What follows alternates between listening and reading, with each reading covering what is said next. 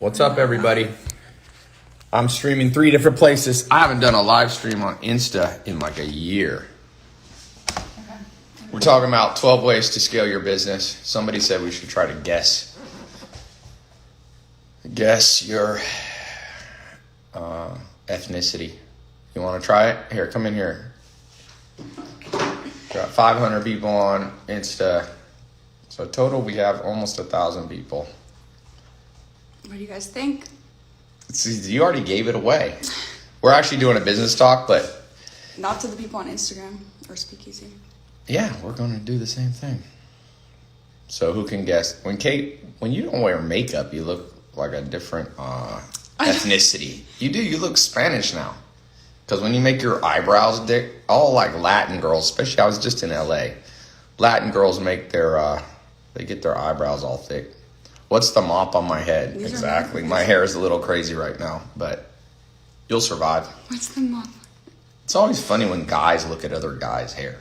I'm like, is this something you do a lot? I never see my guy friends and are like, let me talk about your outfit. Is that something you do a lot? I feel like women do this. One of my mentors is this brilliant Harvard evolutionary biologist. He's like a mad scientist. His name's Robert Trivers. You all should read his book. Anyway, Robert Trivers, he's so smart. He went into like a mental asylum twice in his life. You should read his book, The Folly of Fools. It's such a good book. Most people can't even handle reading it. It's about how your brain is built to lie to you. But anyway, one of the things he taught me, here, sit in this little chair. One of the things that Trivers taught me is that women are much more calibrated on how they look. And the reason is because women speak to each other about how they look and men don't. So men are very delusional. Tons of dudes think they're good looking that aren't. So my mom used to say that. She's like, these dudes think they're all good looking because they were good looking when they were in high school. She's like, they're ugly now. Women are pretty accurate in how they see themselves, or more so than men, according to Robert Trivers. So what does he know? He's only one of the greatest scientists on earth from Harvard. Folly of Fools. Okay, let's jump into this. I don't have my whiteboard because I'm traveling, but we're going to talk about 12, can't even put it on one hand, 12 ninja secrets to having a business. So who here is a business owner already? Because this is a little bit more for advanced business owners. And so who here, let's put, what's your revenue stream is right now? Who's doing 10 grand a month with their business? What's the book's name again? Folly of Fools. Julian's doing 30,000 a month. Awesome. She is beautiful. She's got a business too. Kate is all into spiritual stuff. I'm like here to learn. Hypnosis. Oh, you got like a course. We have a freelance filmmaker doing $500 a month. Cyprian is going to do $2 million this year. John's doing $50,000. Is that a month or a year? Who else is making money? Nick McNeil's doing $250,000 a year. Who had been through my programs and made money from them? I was on the phone with a guy in Denmark who is 20. He's going to make $2 million this year. He's been in my program since he was 16. This kid prints money. I actually FaceTime. He wanted me to FaceTime with his mom because his mom was thankful. He bought her a house when he was 18 or 19, so she wanted to thank me. Franchise business doing $3 million. Is Kate Egyptian? All right, hack number 1 or ninja trick number 1 to scaling a business. Most businesses now are going to be built around a persona. So if you're taking notes, can you grab my little notepad? Yeah. Notepad. So persona-based businesses. 50 years ago, you used to have businesses that were very corporate. Everything's turning into a persona. So ask yourself, who's the persona of your business? Are you scaling out your persona? So obviously, the first person to do this, Rockefeller was a persona that was really well known in the 1800s, and he became the richest man in modern American history, really in American history. He was worth $600 million. Where's the, I only have this. That's fine, don't worry about it. I'll take that. So and then you have, Ford. Henry Ford was one. He was a persona. But even then, the marketing, it was really McDonald's that started doing it. Remember they had the Ronald McDonald's clown? That was the beginning. And then you fast forward and you started having Bill Gates and Steve Jobs. Steve Jobs was the real face of Apple. And now you have Elon Musk is the face of business. All these people, there's a few exceptions, like Louis Vuitton. Bernard Arnault was the richest man in the world. But, you know, his business is not built around his persona. So just to be clear, it doesn't have to be your persona. Bernard Arnault, how many Louis Vuitton models are they? Okay. They have everybody kind of on payroll. Where does Howard Hughes fit in? You know something crazy? I took Howard Hughes' ex-wife to the Academy Awards in 2016. I got to go behind the scenes with Chris Rock. He was hosting. It was 2016, wasn't it? Yeah. Anyway, she was like, no. Somebody said claps. She's like 95. Anyway, she needed somebody to take her to the Academy Awards, and it's the hardest ticket to get. I don't care how rich you are, it's hard to get in the Academy Awards. So she was a smart lady, but she goes, my first husband was Howard Hughes. I said, how was Howard Hughes?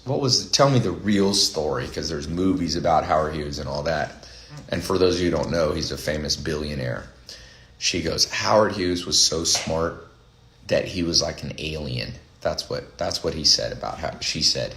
She's like, he was literally like from another planet. Howard Hughes was the first Elon Musk. So for those of you, anyway, which brings me to point number 2. Ninja trick, you need to be studying business history. If you ain't studying business history, you're leaving money on the table. I study business history. You should read about Cornelius Vanderbilt. There's a great book, I forget what it's called, but if you Google the best known book on Vanderbilt was the first billionaire in the U.S. Okay, you need to know his story. Then you had Rockefeller, and then the J.P. Morgan. There's multiple books on J.P. Morgan, and then you have, so J.P. Morgan kind of took us into the early 1900s. Rockefeller was there, and then they had children, or the Morgan was a family. You also need to read about the Warburgs. Who knows who the Warburgs are? Warburgs was a very powerful family. So so hack number 2 to scaling a business. Number 1, build out your persona. It can either be you, or it can be, here, scoot a little bit over. It can either be you, or it can be somebody that you hire. It can be a character you invent. It can be an anime character. It can be Number 2, now somebody says all the elites. You can study non-elite people. You can study Tesla. Nikolai Tesla was kind of a genius, but he was not appreciated in his time. But yeah, the elites, I don't know. It's nothing wrong with studying the elites. For example, Messi is elite. Pele, the soccer player, was elite. Michael Jordan was elite. I don't think it's bad to study the elites. You may not want to take on all of their attributes, but why is that bad? Like, who am I going to learn from? All the people who went broke? You know what I'm saying? So, yeah. Is Elon Musk elite? He's elite. He was the richest man in the world a couple of weeks ago or a couple of months ago. I don't think there's anything wrong. Now, just to be clear, I don't love all the wealthiest people in the world. Like my role models, I like Arnold Schwarzenegger more than I like any person on the Forbes list, because I'd rather have been Arnold Schwarzenegger lived a cooler life. Okay, number 3. So number 1 hack is build, and I'm going to take questions here. Someone said Kate is back. I haven't been on social media for a while. People haven't seen Kate for a couple of years. Will there be a biography on me? Okay, yeah, Carnegie's another one. All right, that was the second one I gave you, was you got to study business history. The third one that I would say is you really are going to have to perfect viral ads. Viral ads. Who here is good at creating viral TikToks? Okay? Viral Instagram Reels. Viral YouTube videos. Now you have viral shorts. Now you have Insta Story. The amount of outlets for you to scale a business is like insanity. Starfighter, NFT on Speakeasy. I've got 3 apps. My app, I'm on Zoom, and I've got 800 people on here. So if you want to make a business, if you're already doing $1 million a year and you want to get to 10 million, listen to these 12 that I'm giving you, because this works every time. If you're making $0 and you want to get to 100 grand, this is same advice. If you're 100 and you want to go 1 million, build out the persona, study business history. And now we start talking about the virality coefficient. So there's something they call the virality coefficient. It's how many people take your content or your product and spread it around, okay? And you want that viral coefficient to be very high. Now, it doesn't need to be even ridiculous high, by the way, for you to make a lot of money. But if you're only getting customers through paid acquisition, you're spending money on advertising, and that's how you get all your customers, it becomes too expensive. You need people spreading the word. My brand I own a lot of other brands now. I own Radio Shack. I own Pier 1 Imports. These are big companies that I buy. I've been buying up in the last years. Some of these are very large. I bought Pier 1, when I bought it last year, was doing $120 million a month in revenue, $1.7 billion. It had 1,100 stores. It's a big American brand. So you can't build a big business like that, and you can't build a small business without a viral coefficient number that is, exponential. And the good news, you don't need it to be like, for every one person you tell, they tell two people. You only need the math to be like, for every one person that you bring in, they turn into 1.1 customers, because 1.1 becomes exponential. For those of you who like math, you'll understand what I'm saying, okay? It doesn't need to be a coefficient where it's a multiple of 2. Every person you bring in brings 2 of their friends. You only need 1.1. That level of coefficiency creates a tremendous amount of wealth, okay? So, yeah. Why is the lady here? She's actually writing notes. She wanted to be. And I'm learning. She's got her own business, so she wanted to be. We're here on a little golf course place here, and she was like, "I want to be on the webinar." Okay, so that was number 3. Who's got questions on number 3? On any of these that we've gone? Justin Davenport says he's distracted by Kate. How you get so wealthy but you can't get a haircut? You know what I've learned about long hair? All men will make fun of you, but women like it. So it depends on your target. So number 4, master your target market. Number 4, now everybody says this, but do you really know your target market? Because dudes, let me just give you a practical example. It's not business. All men dress so that other men don't laugh at them. Is your target market other men being attracted to you? Because if so, most men should keep dressing like they dress. But I'm telling you this, most dudes, I've done this test. I let my hair grow out. It's like all women go in my DMs. Don't listen to the guys. Keep your hair long. And all dudes are like, bro, I'll give you a haircut. So who's your target market in this game? So, but let's take that back to business. I really think people forget their target market because everybody's greedy and everybody wants their target market to be everybody. I'd rather invest in you. Let's say I was investing in your business. I'm launching a show that's a little bit like Shark Tank, where I'm going to be investing in people, businesses. And one of the things I'm more excited is if someone comes on and goes, hey, Ty, I'm going after this very narrowly defined target market. That makes me excited. I'd rather invest in them because so many people are greedy and they're going, Ty, I have a $2 trillion market. 2 trillion. Let me switch because I'm sitting on one of these bouncy balls and the ball is like, I'll let you sit on that one because I'm trying to stay stable. So, what was I saying? Someone says you look like Mia from the Fast and the Furious. So, narrowly define your target market until you're super rich. Once you're super rich, you can say your target market is Elon Musk's target market is the entire world, especially the Western world that can afford his cars. Okay. Or really commonly known, then you could branch out, right? Yeah, once you're super, but even then, even me in my businesses, it's like, just talk about something like Pier 1, or I own another company called Dress Barn.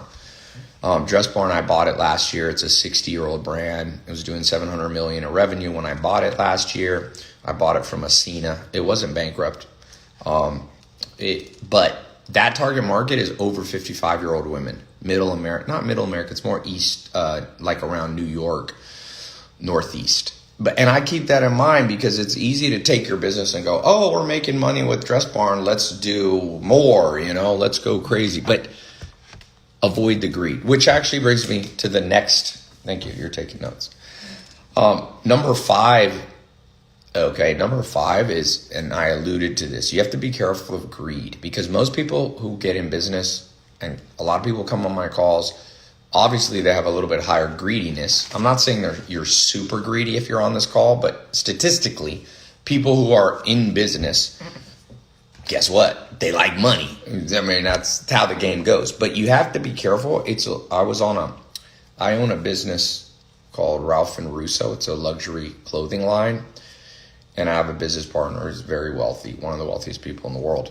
And we were talking about today before this call, we were just making plans, and we have to go slow and steady. Okay, you have to go. Somebody said, JJ Lee says greed is good. Okay, don't get your business advice from Gordon Gekko movies. Which, by the way, I'll make that number 6, because I was going to have number 6, the media. We'll talk about it in a second. But number 5, you got to be careful. I'm saying even if you're greedy, it's kind of an oxymoron. It's kind of irony. To be greedy, you should be less greedy. Let me repeat that. To be greedy, you should be less greedy. So, for example, if you go out there and you try to make everybody your target market, this is really common. People go, Ty, I got a business idea. It's $1 billion idea. And I'm like, I wouldn't invest in you. Why? They're like, what do you mean? I'm like, well, have you ever even made $1 million? Why are you trying to make $1 billion? It's just... And for those of you who are already making $1 million, just try to add a 0. That's the goal. So if you're making 100,000, if you add another 0, you're now at 6 zeros, right? Now you try to make $1 million.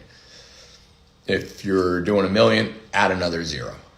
Try to hit that 10 million plus. But don't necessarily try to go from making $1,000 a month to becoming a billionaire. It's just, there's a reason that Aesop's fables and all of these ancient proverbs say things like slow and steady wins the race, or the rabbit and the hare. That old story about the rabbit starts out fast and then loses. I saw that with a lot of my friends. I remember when I was like 20 years old, I came back, I had worked on a farm, and all my friends had gone to college. I had a friend who was making like $300,000 a year. That was a lot. I grew up in a mobile home, right, in high school.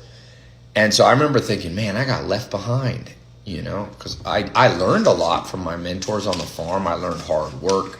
I learned organization. I learned all the conscientiousness facets. I learned diligence, prudence, perfectionism, all those things. But I didn't have much. I had launched my first business. I made $12,000 profit, which was great. But I saw my friends had zoomed past me, right? Zoomed past me. But you know what? Guess who's past all of them now? Me. And I don't say that. I don't judge my friends by it. But I'm just saying, as a matter of fact, I've gone slow and steady. In fact, I may have gone too slow, but you don't have to go as slow as me. But, I'm not super slow.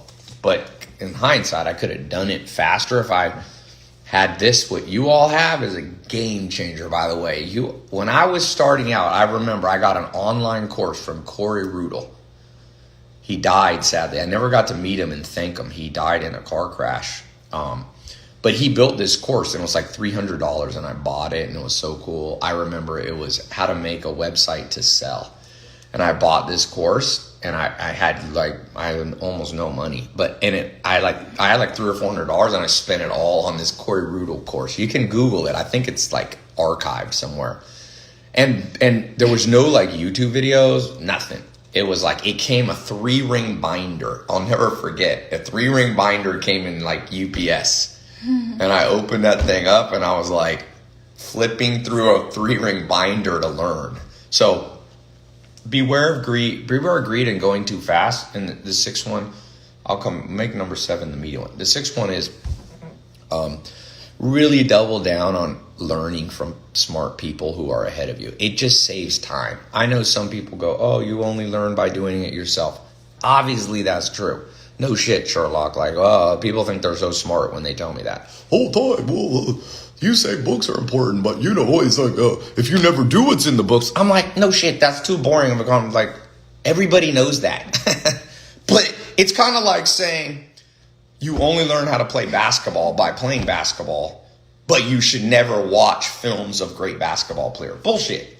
All great basketball players watch films of the past greats. They watch Akeem Olajuwon. They might watch Michael Jordan. They watch Dennis Rodman. And then they go out and play. So you have to do both. You know what I'm saying? So for each of you, I always say, tell me your education budget and I can predict the next year of your life. Now, there's one caveat to that. You have to be learning from people who actually have credentials, which is a whole nother conversation. Because nowadays, there's a lot of people teaching, but credentials are weak for a lot of people. Okay? So, I'll touch on this none later, number 7. No, that one was, these two go together, 5 and 6. Okay, that's what I figured. Yeah, 7.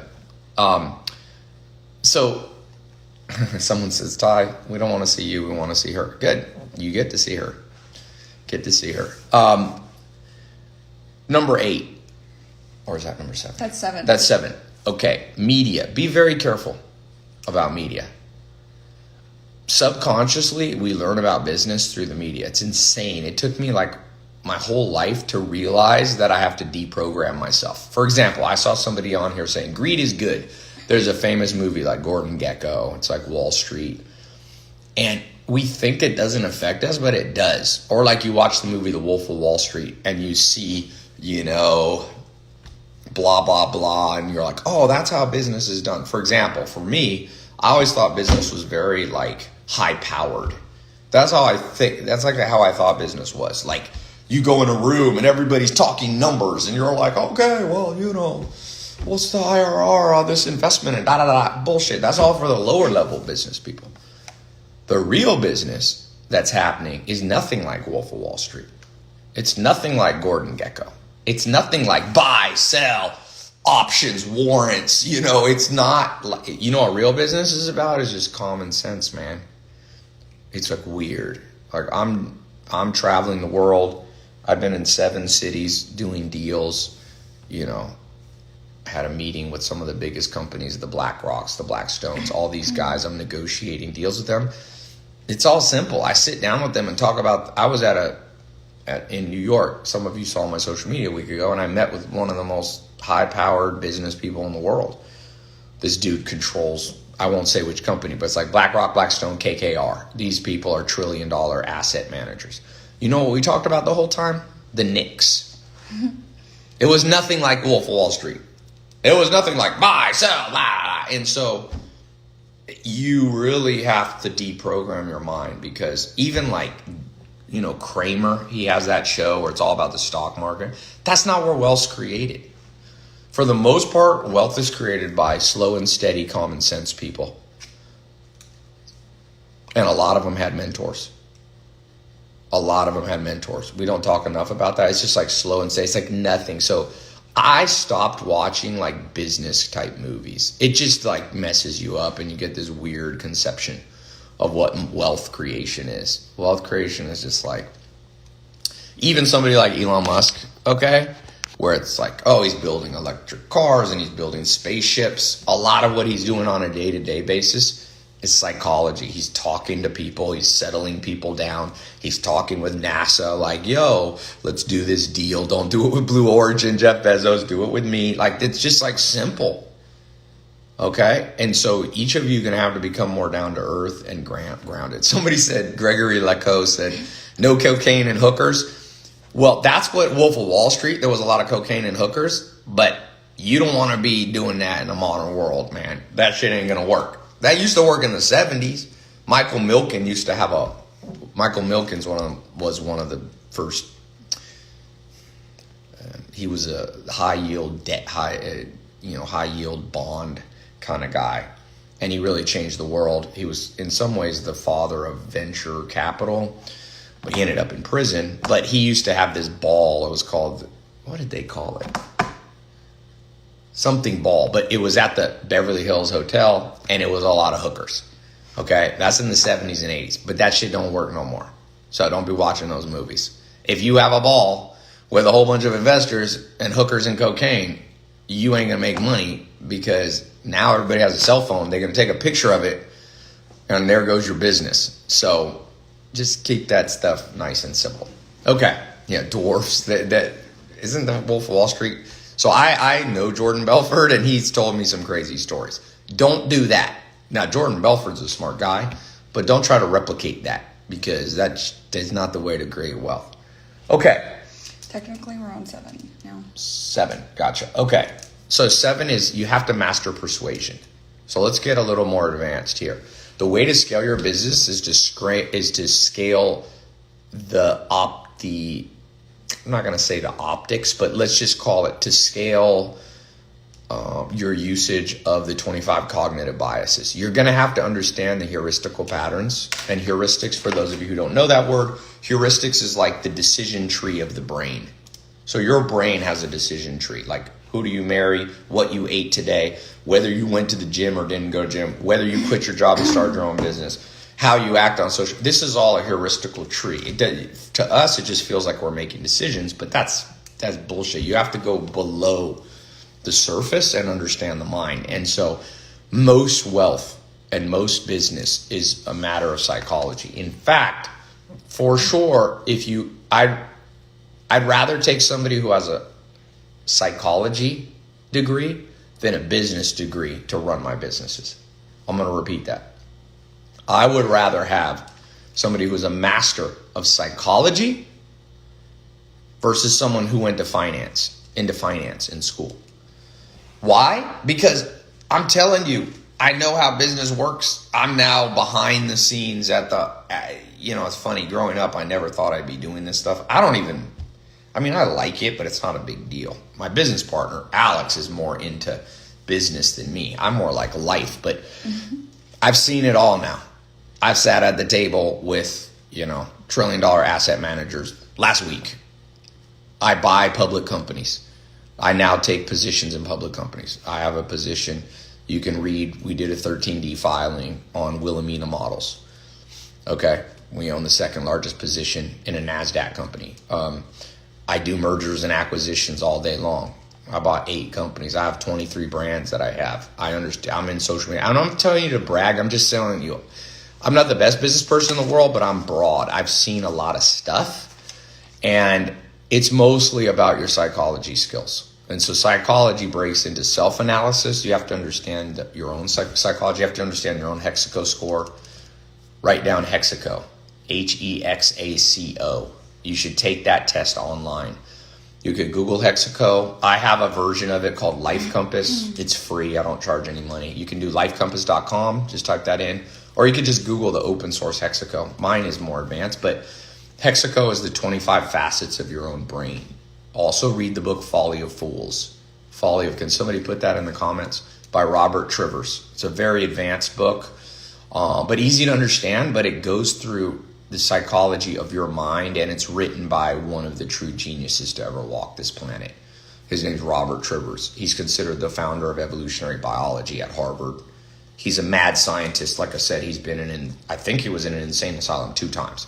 Mm-hmm. He's 80 years old. He mentors me privately, and he's a freaking genius. And he's a biologist, which is a little different than a psychologist, but it's similar. Like, he doesn't just study Homo sapiens. He's a biologist in the sense he studies multiple species. But, for example, he's famous for something called, he's one of the most cited. He's got like 17,000 citations on some of his work. So he has child conflict is one of his famous ones. Reciprocal altruism is what made him famous. Some of this is a little more advanced, but you need to know these terms. So, for example, reciprocal altruism is a very advanced term, and there's a huge body of science. It's pretty complicated, but I'll sum it up. In business, if you are too aggressive, you lose. And you don't see that in movies, because movies is all about I'm a Wolf of Wall Street and I fuck everybody else and I make the money. But if you understand science, real, like, Hollywood does not know science. Trust me. If you get your science from Warner Brothers, you ain't going to be rich, just to be clear, unless you're going to be in the movie business. But what Trivers wrote on is reciprocal altruism, which basically means humans reciprocate back the level of good you do for them. So that's what I was saying. I actually negotiate less hard than most people. Now, when I first started in business, because I didn't grow up around anybody with money, I grew up with a single mom, and living in a mobile home. I didn't even know there was millionaires. I mean, I did vaguely in the back. I never saw a Lamborghini growing up. I mean, maybe I drove by one, but I wasn't in that world. So when I first got into business, I'm like, ooh, I got to be a hard driver. I'm going to be. But I wasn't persuasive when I did that. Now I know the actual science of reciprocal altruism. There's many variations of this. Okay, among multiple species, for example. Scientists also call it hawks and dove theory. If you study game theory, there's something called cooperators and defectors. There's a tremendous amount of science on this. I'd be on here for 3 hours to explain all this to you. But the fact that who here honestly understands the science of reciprocal altruism, welfare trade-off units? Who here knows about welfare trade-off? Okay, units. Who here knows? That's how bad the school system is. Nobody knows these really important things. So welfare trade-off ratio, you could call it WTR, reciprocal altruism, hawks and doves, cooperators and defectors. This is actually how you make money, is mastering that. And everything I see on social media, people are like, oh, you want to make money? It's like, oh, hustle, grind. Like, bullshit. Fucking understand what I just said. Understand persuasion, the 25 cognitive biases, hawks and doves, understand, reciprocal altruism. You can even understand there's other theories like parent-child conflict. And that's more biological, but it applies to business. So parent-child, who here thinks that maybe they weren't their parents' favorite child? Anybody? Okay. And the reason is because whenever parents have more than one kid, they almost always have a favorite subconsciously parents. So one of the psychological kind of breakthroughs that I had was understanding, for example, that the world's not fair. And some of you don't make a lot of money because you're so into the world being fair. And you're like, oh, it's not fair this person's making more money than me. Or it's not fair that the rich are getting richer. Well, once you understand science, like Robert Trivers speaks of, once you understand that even parents aren't fair to their own children, remember, you have half the DNA of your mom and half the DNA of your dad. Okay? So if your parents aren't even that fair to you, do you think the world's going to be fair to you? So just remember, that's an area of psychology you have to self-master, because people go out into this world and they're like, oh, business is unfair. And also, you can't be a sucker, because people are going to rip you off in business. And you know why people get ripped off? Because they come into the world not understanding some simple science. It's not that simple, but advanced science. That's why I told you this is a more advanced talk that I'm giving today. So you can Google parent-child conflict. It's a massive area of science, and it applies to you making money today. The second you understand, you're going to get customers that buy something for you, and then they're going to lie and say they didn't get it and ask for a refund. And you're going to have a mental framework to deal with that. Because or else, I have friends. One of my best friends, I call him Justice Man. To him, everything has to be fair, or he flips the fuck out. His whole day gets thrown off. So if he sells a customer something, and then and he ships it to them, and he knows they got it, and a week later, they're like, oh, the product wasn't good, I want my money back. He flips out, his whole day's ruined. He's like, oh, what's wrong with this world? I said, bro, this is business. You have to allocate in your budget. You know that big stores, Walmart and so on, they have in their store, in their budget, how much gets stolen from them every day. That's business. That's the reality of the business we live in. To scale your business, you're going to have to understand you live in a world with hawks and doves. Someone said this isn't advanced science. It's more advanced than you think, Frankie. I know you think that you understand it, but Geniuses like Robert Trivers devoted their life to documenting the complexity. If you've ever seen the movie with Russell Crowe that won an Academy Award, A Beautiful Mind, that's game theory. And a lot of business is game theory. I'm not even going to get into game theory on today's call. I'm going to put a link. Some of you are in my advanced mentoring program. I have 4 phases of advanced mentoring. It's a paid program. And remind me, because quite a few of you on this call are in that. On next week's call, I'll go into this more in depth. I'll put a link for some of you if you want to get in that. Okay. Is that considered a reciprocal altruism? Advanced science. Advanced. Okay. Yeah, 8. You could put that in. So, okay. We have 12. We're almost done. Who else has any questions? Questions. I see a lot here. Sorry if I missed. Okay, we're on 9.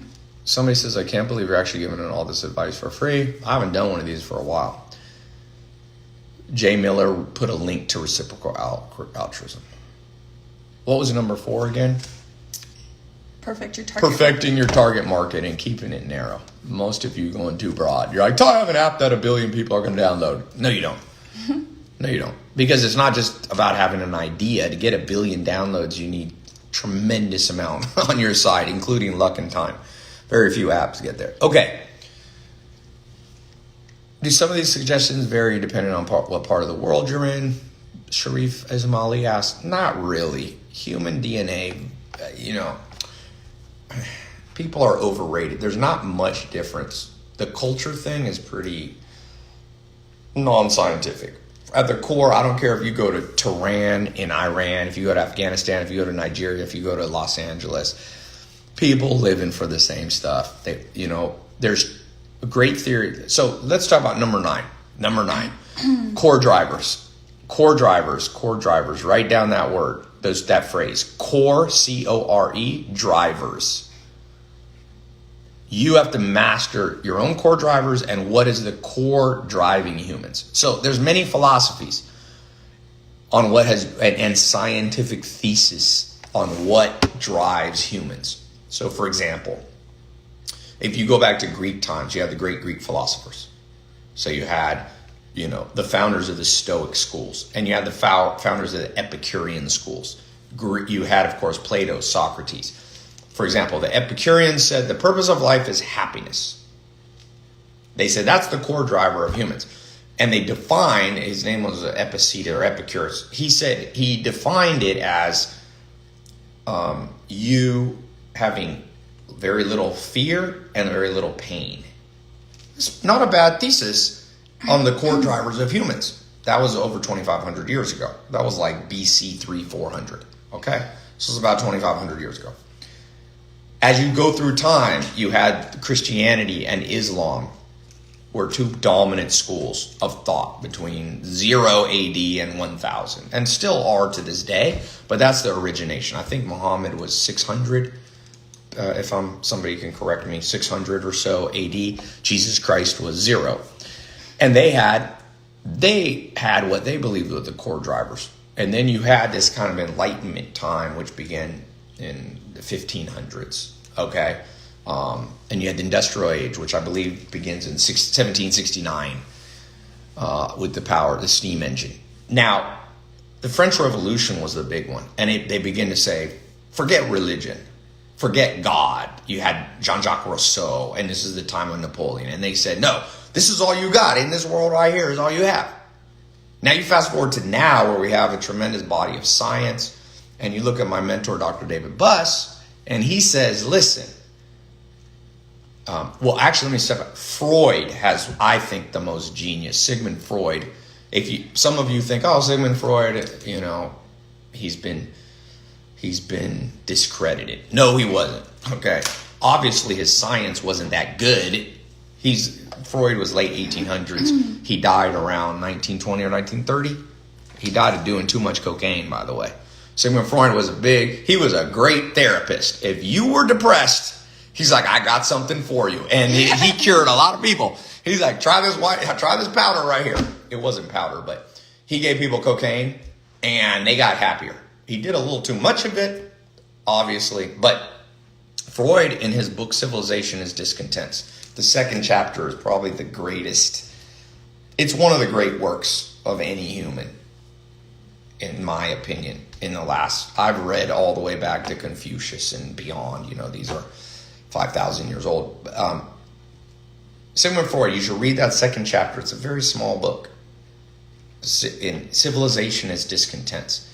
And what Freud said was, he said, as to what the purpose of life is, world without end, questions have been asked. And nobody's really sufficiently answered it. And maybe it's because there is no answer. But he said, but I can tell you what the behavior of humanity tells me. And what the behavior of humans is that they seek happiness. And they seek happiness by avoiding pain and seeking pleasure. And he gave 7 things that humans do to try to optimize their happiness, okay? So to make money, you have to be tuned into your audience. I talked about that. That was whatever, number 4. Mm-hmm. Number 4. Number 4. But you have to know their core drivers, and I got good news for you. It's very easy to understand. Why do people buy from Elon Musk? That car.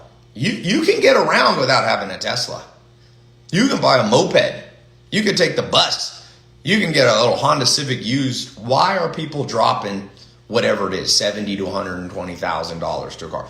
Why was Louis Vuitton owner Bernard Arnault the wealthiest person in the world in August, a couple months ago? Why is that? Because they understood the core drivers of people, and they're different. So Bernard Arnault knew people like status. Humans have been fighting over status. It's not a modern thing. People have wanted status. Native Americans. I'm reading a book called 9 Years Among the Indians. It's a guy who was captured by the Native Americans, a white guy, in the 1800s, and he lived with them. It's such a good book. There's many books about captives who were taken as 9-year-old children and raised by Apache and Kiowa and Oglala Sioux and Comanche and all this. And the fascinating thing is, even though money does not create people's interest in status. People go, oh, in the good old days, people didn't want status. Bullshit. Did you know that women in the Roman Empire dyed their hair blonde to look younger?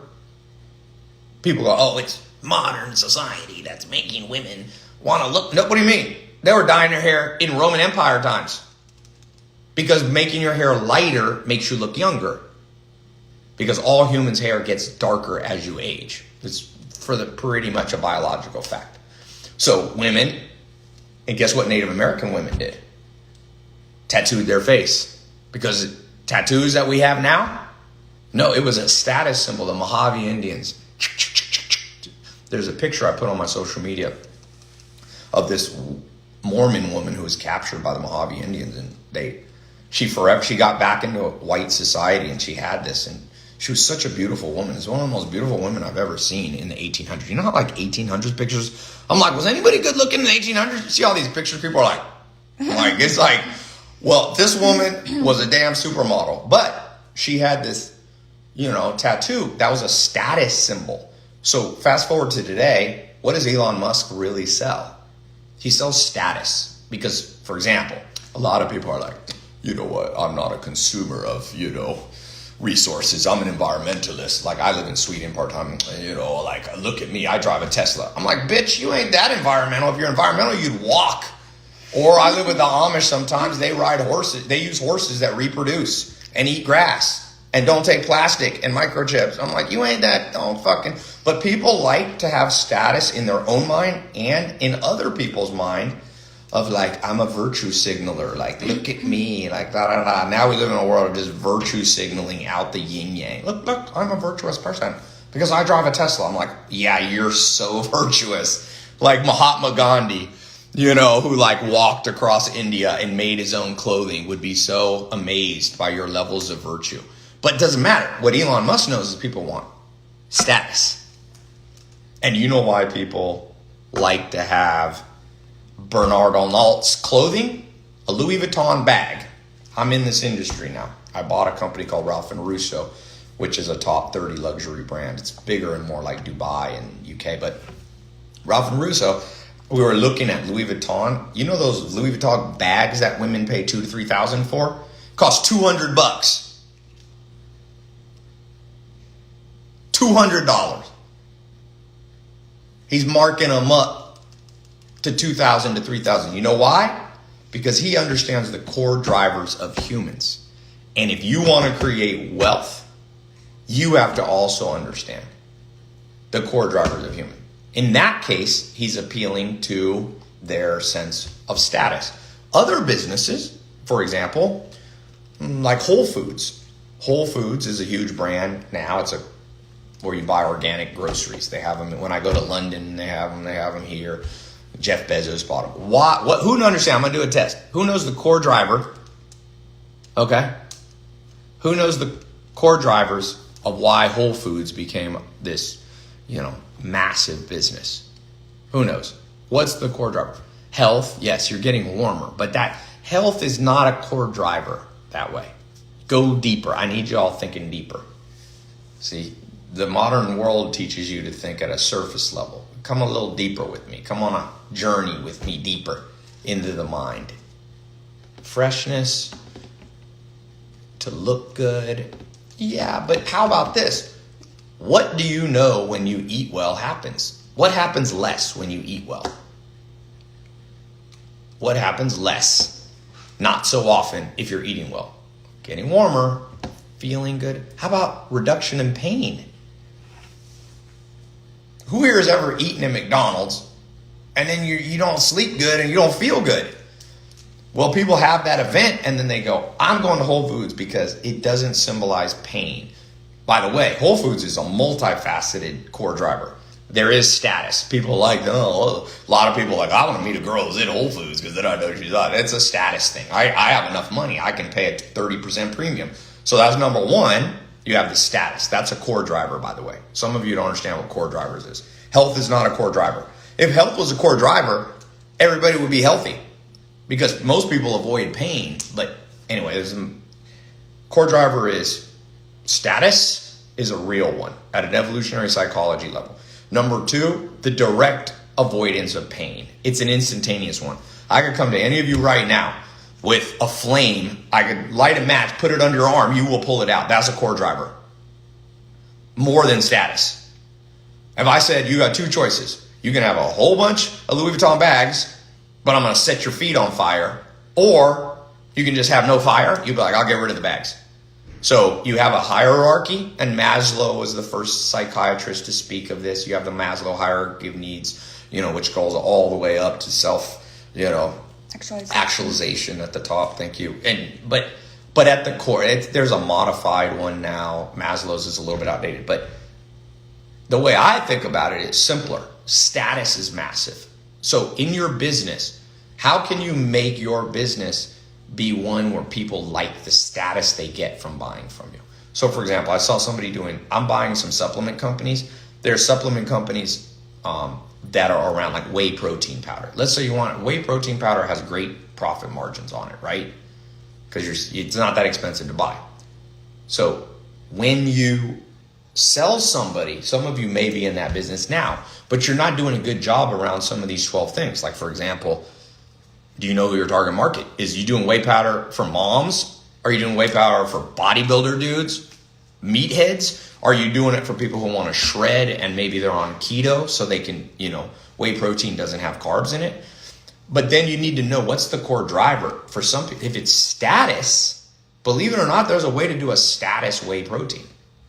And the way to do that is to use influencers who are high status. And that's called the associative cognitive bias. There's 25 cognitive biases that psychologists have. I've added 13 more. I don't know what the fuck's wrong with modern psychology. For sure, there's more than 25. I have a list I've been compiling over the last 10 years that I think is, some of it's semantics, but I have 38. But using an influencer, the right influencers. So that's why you see that. People want Arnold Schwarzenegger to use their protein powder because then they're like, association, you're with the Mac Daddy godfather of bodybuilding. I actually am investing in a business right now with his son, Patrick Schwarzenegger. It's a new protein bar. So we're already sold out. Him and his mom, Maria Shriver.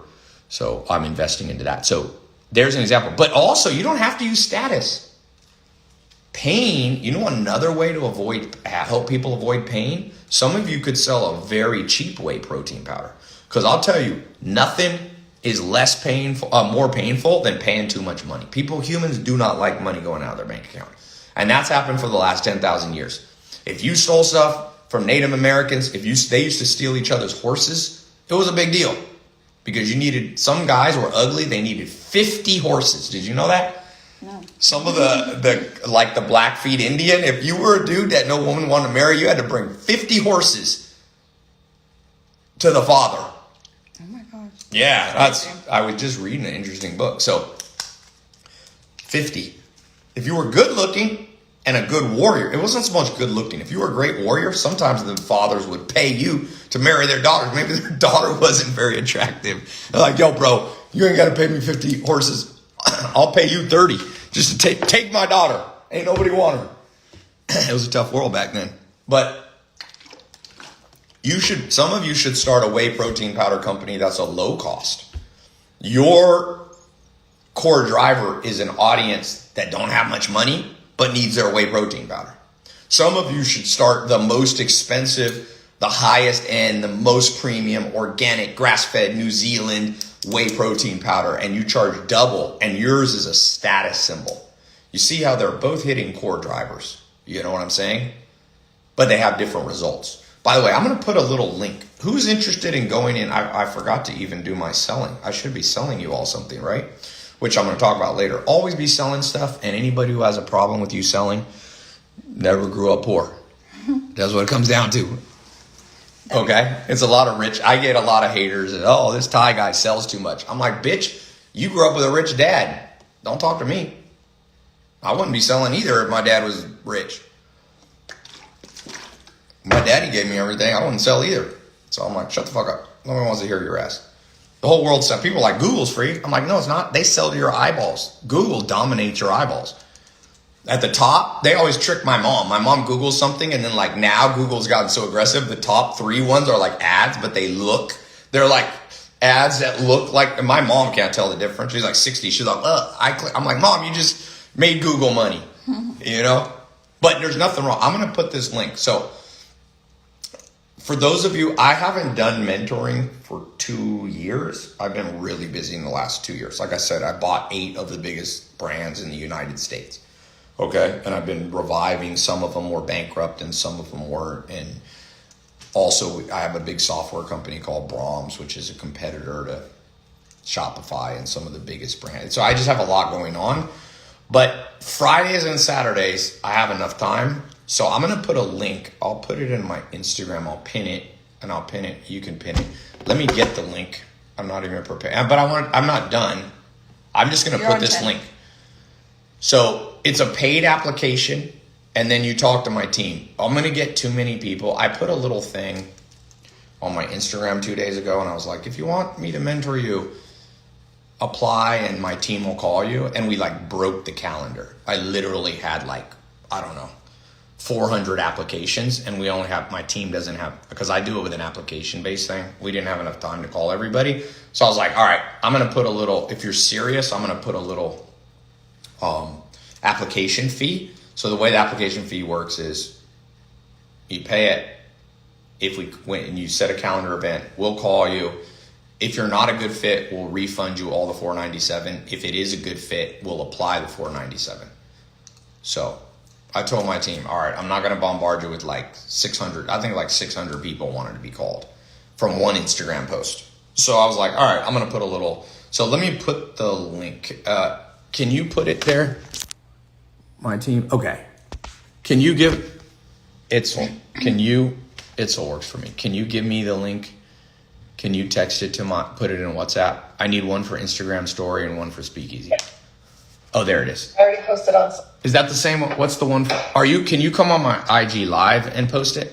And then I'll pin it. Yeah, I'll post it everywhere. So I'm going to pin it.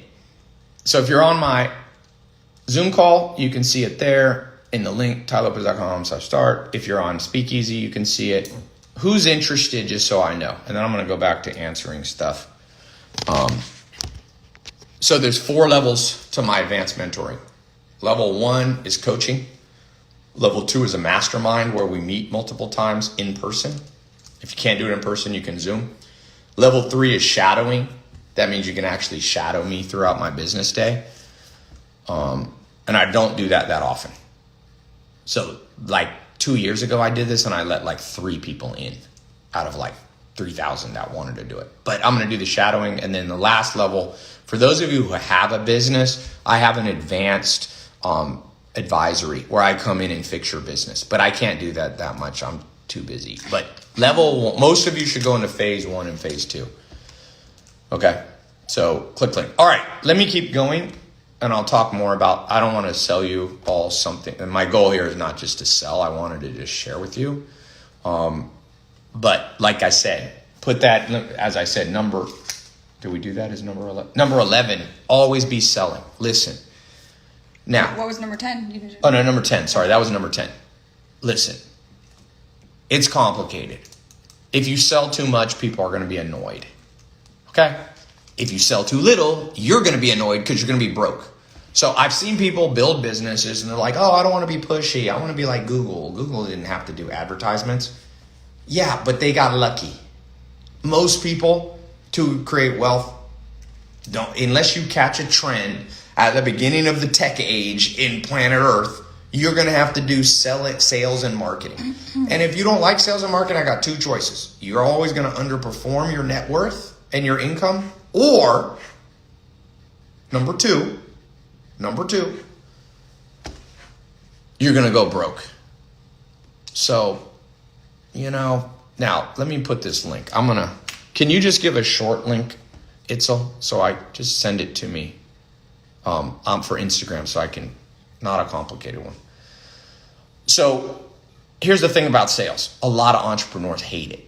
They think it means you're like a hustler. Some people are like, oh, Ty's a scammer because he went on YouTube and sold. I'm like, bullshit. Let's look at the facts. I started telling people that you need to have good mental frameworks of thought. Use my 67 steps, which I use every day, instead of the school system. 200,000 people went through it. I had like 0 refunds almost. It's like an insanely good program. It wasn't a scam. 2016, I told people, a good business is start a social media marketing agency. Some people are like, oh, here's Ty scamming. Then fucking 40,000 people got trained by me. Everywhere I go around the world, I meet 21-year-old millionaires. It's hilarious because all the older people are very cynical and like, oh, and like 18-year-olds buy my program and they don't even know like that people scam. So they just believe me and they like make money because they're like, oh, okay, well, Ty didn't scam people. Look in hindsight, you know what prescient means? Prescient means seeing shit ahead of time. Dude, if you had started a social media marketing agency in 2016 when I told your ass to do it, and you had 5 years track record in 2021, do you know how many people will hire you right now? You will never be able to satisfy the demand right now because every brick and mortar is closing and they need digital. I hired like 40 digital marketers in a month or in the 2 months. And most of them suck because they didn't go through my process. So I'm just telling you, I told people in 2017, all the crypto community is like, oh, Ty's scamming people, teaching people how to buy crypto. Bitcoin was $4,000, motherfuckers. Don't even get me. I'm like, I told people, scam. What would happen if you would have listened to me then? Went up 15 times. So I'm at the stage now where I'm like, and this is a lesson. I'm not even talking about myself. The lesson is dum-dums are always going to get bothered when you sell things and when you're a marketer. But that's why they're stupid. They're the ones watching your stuff. You want to be a watcher? But think of it this way. You want to be a drug addict or you want to sell the drugs? You want to be Pablo Escobar or you want to be a crackhead on the streets? Because the mass consumers of this world, and I'm not saying, it's not a perfect analogy. I'm not saying you want to sell crack. Obviously you want to do neither. But if you have a choice between being Pablo Escobar and being a crackhead, you want to be the supplier. Elon Musk is selling crack. And you think I'm exaggerating using hyperbole. No, the human brain under an fMRI machine has been shown to release the same dopamine, the same opiates when you shop for something that you perceive as high status as when you take drugs. You know what Elon Musk is? And you know what Jeff Bezos is? He's a legal drug dealer. And once again, I'm not saying, I hope you all start ethical businesses. Like, that's my goal, you know. I don't want to train a whole bunch of people to start bullshit businesses. But what I am saying, I pinned this, tylopez.com/start. But what I am saying is, don't ever get it twisted in your head and think, oh, okay, if I sell stuff, you know, that I'm somehow in a negative position. Steve Jobs is one of the most respected entrepreneurs, creatives, game changers. And you know what? What did he do? He didn't write the code. Steve Wozniak and the team did. He didn't actually do the design. I mean, he was involved in the process. But you know what he did? He was a master of marketing. If you Google Steve Jobs, you know what YouTube videos come up? Him talking about marketing. There's a new one that got released. It's not new, but it's a newly released from a long time ago where he's teaching at a school and he's talking about marketing. And you know what he says? Some of the stuff that I talked to you all about here. Core drivers. That's what he talked about. So he was a psychologist. Steve Jobs is a psychologist. And you know what he understood? He understood, and Bill Gates didn't understand this as much. He understood it needs to be sexy. And Apple has passed Microsoft because it's just the unsexiest thing. It's like Microsoft has no ability to make anything remotely sexy. They make Internet Explorer. It's like the dopiest browser ever. And then Google, and then like there's Chrome. That's like sexy. And then remember the Apple stores, you go in an Apple store, they're like beautiful. And then you go to like the Microsoft store and it's like designed by like nerdy McNerdster. It's like no regular human wants to go in a Microsoft store. I'm like, why didn't you just hire the same dude who did the Apple store? Like, I don't know. This is like, but now Microsoft's still a valuable company, but they were surpassed. And what happened to MySpace versus Facebook? Well, and why is TikTok beating Instagram? Sexy. Sexy. What's sexier, Instagram or TikTok? This is a no-brainer. That's why TikTok's a $300 billion company out of the gate. It's like 5 years old, man. Not even 5 years old. I mean, they bought another app and merged it. But like, TikTok's sexy.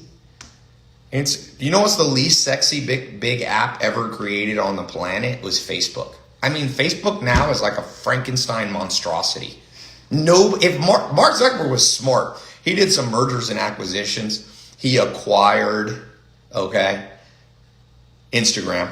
He acquired WhatsApp. Thank God, because Facebook would be worth nothing now. It would be the way of the dodo bird. It'd be extinct. Facebook. I go into my Facebook app. Occasionally I have to use it. I said, who the fuck made this? It's like Frankenstein. There's links on tops of links, and there's 33 menus. I'm going, this is, you know what? Do you all know the real story of Frankenstein? You know, Frankenstein is a story, Shelley. It's a story about, I mean, it's a kind of a metaphor for this world, but there's one of the parts of it is like a compiled monster. It's like, that's Facebook. TikTok's smooth, boy. You go on there and you just slide through, and it's just like, people sit on TikTok. TV's dead. Ain't no one gonna be on TV in 20 years. By the way, who is like super ninja on this call? Because I'm gonna ask you a super ninja question. Let's see if one person can come up with an answer. What's the true reason? I'm looking for black belts. Who is a black belt in business? What is the reason that TikTok will beat television? Because television is just like People's video. No, because TV is video. Because TV is video. attention span. Attention span. Okay, getting warmer. I'd say you're getting warmer. Personalized. Yeah, TikTok. There's more than one answer here. I like that. Personalized. TikTok has an algorithm that if I'm always watching, like I watch a lot of MMA fights, like my feed on Instagram Reels and TikTok like starts to show more fights. You can tell a lot about a person. Be careful. Before you date somebody, go look at their feed. You can find out a few people you're thinking of dating, you shouldn't date them after you see their feed. Their algorithm's showing them all kinds of weird shit. Let me look at your Instagram feed. Let me see what your algorithm. Let me see what Kate's is. Mine? Let's see what your Explore page. I won't tell everybody. Let me see your Explore. Wait, how do I do it? Yeah, here. All right. You got a lot of memes, cats, memes, self-hypnosis. Self-help. That's good. Okay. Mine are funny. Here you go. Guys, if you look at your woman's Instagram Explorer and it's like only good looking dudes, you know something's up. You know she ain't happy with you. I guess vice versa. Women, if you look at your man's Instagram as all like fitness influencers' butts, you may have a problem. You may have a problem. Anyway, so what I would say is there's a couple core drivers at a deep level. TikTok's easy. And so another core driver, remember how I said, if you go deep, humans want to avoid pain. The way that our brains work, they take glucose, basically sugar, okay? And so your brain's always trying to conserve sugar. That's why people are lazy, for example. We're built to be lazy. That's why people get fat, because the natural state of things, when you have too much comfort, too much food around you, you're going to get fat, because in our evolutionary past, 10,000 generations ago, your great-great-great-grandmother didn't have a refrigerator. She didn't have cars. She was forced to walk. So humans are primarily forced to do the things that are good, but now modern technology is hijacking that. So in the past, if you were hungry, like the Comanche Indians or the Blackfeet, I was just reading in this book, these guys were like, we're hungry, and they found a whole bunch of wild sheep, rams, and they killed them, and that they burned 500 calories before they even ate 500 calories. So humans are built to conserve energy. The reason that we like TikTok more than TV's a pain in the ass, because it used to be that TV shows you had to like mark up at 8 o'clock tonight, I have to be there, and then I have to change my schedule around because I want to go out with my friend. TikTok's on demand whenever I want it. Number two, TikTok takes less glucose because I don't have to watch a whole long TV show to get to the good part at the end. TikTok in 15 seconds gets to the good part. It's a drug. TikTok is a drug dealer, boy. These Chinese that own TikTok are just like drug dealers to America. They're like, who wants some crack cocaine? Who wants some black tar heroin, baby? Let's go. Who wants some crank? Blah, blah, blah, blah. That's like, that's what's going on. Who wants some meth? So you can learn from that. Hopefully you're selling something good. You know, the problem with TikTok and Instagram, it's not the methodology of sales. It's most of the stuff on there is stupid. So you're literally like, I'd rather be like not a drug dealer, but I'd rather be like a good, healthy thing to sell. Personal trainers are selling drugs because when you get in good shape, you release endorphins, and that's a drug in the body. That's a hormone in the body, but it has positive externalities.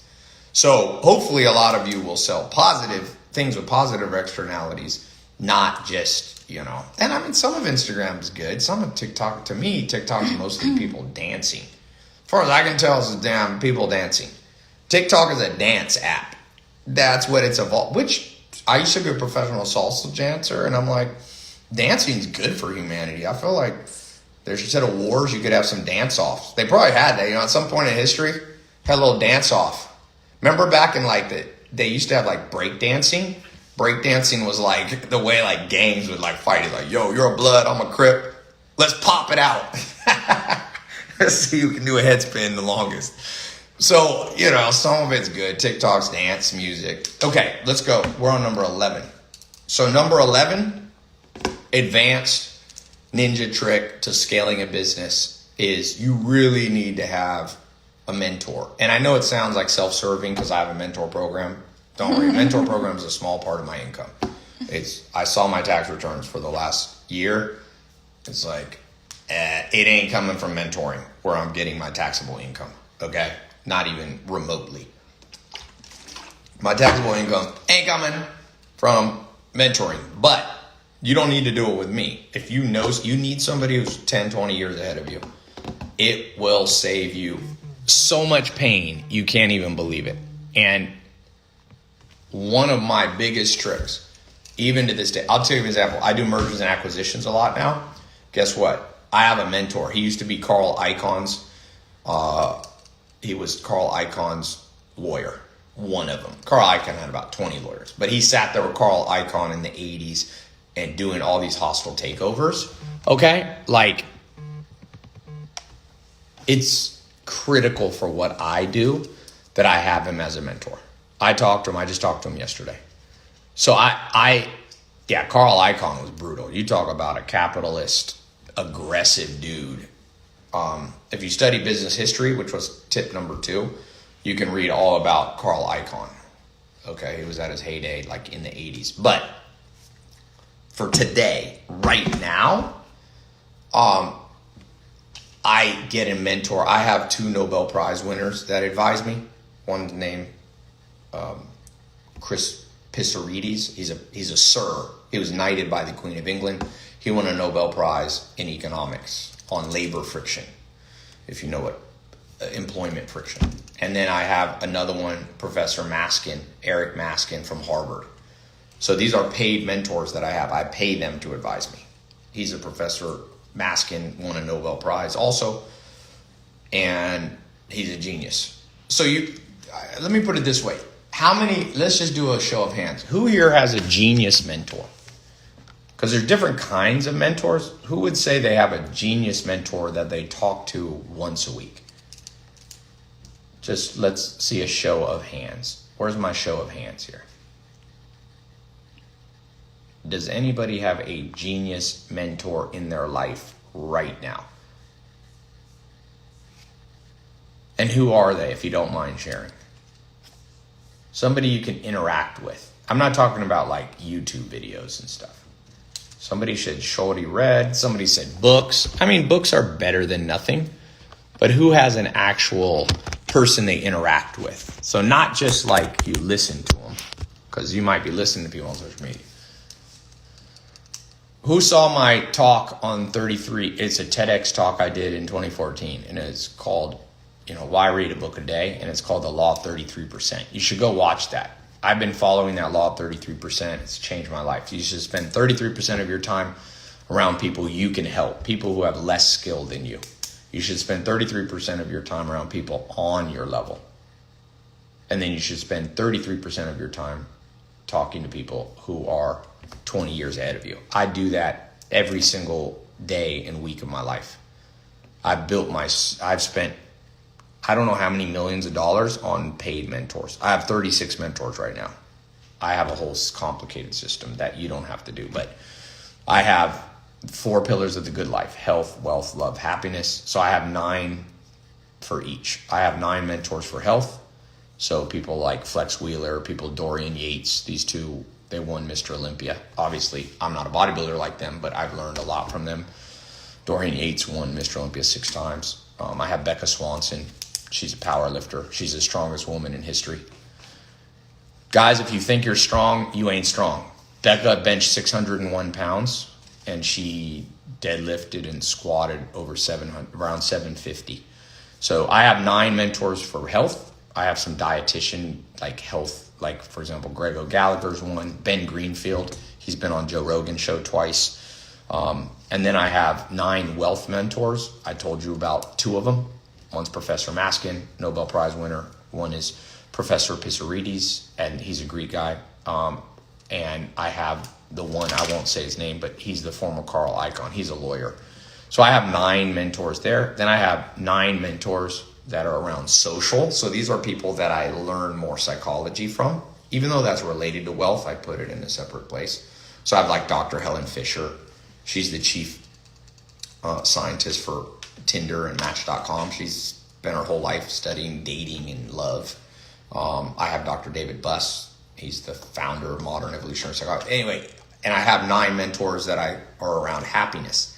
These are more like therapists or people who are like spiritual or people who are meditation. I have one of them's an Amish guy. He's got a lot of kids and he lives a simple farm life. And I learned from him how to be happy. So one day, maybe I call that the 4 pillars of the good life. And then in each of the 4 pillars, I kind of break them down. So I end up with what I call the 36 tenets, T-E-N-E-T, not tenant like a house tenant. But that's how I live my life. And it's cool. I get to talk to genius people all the time.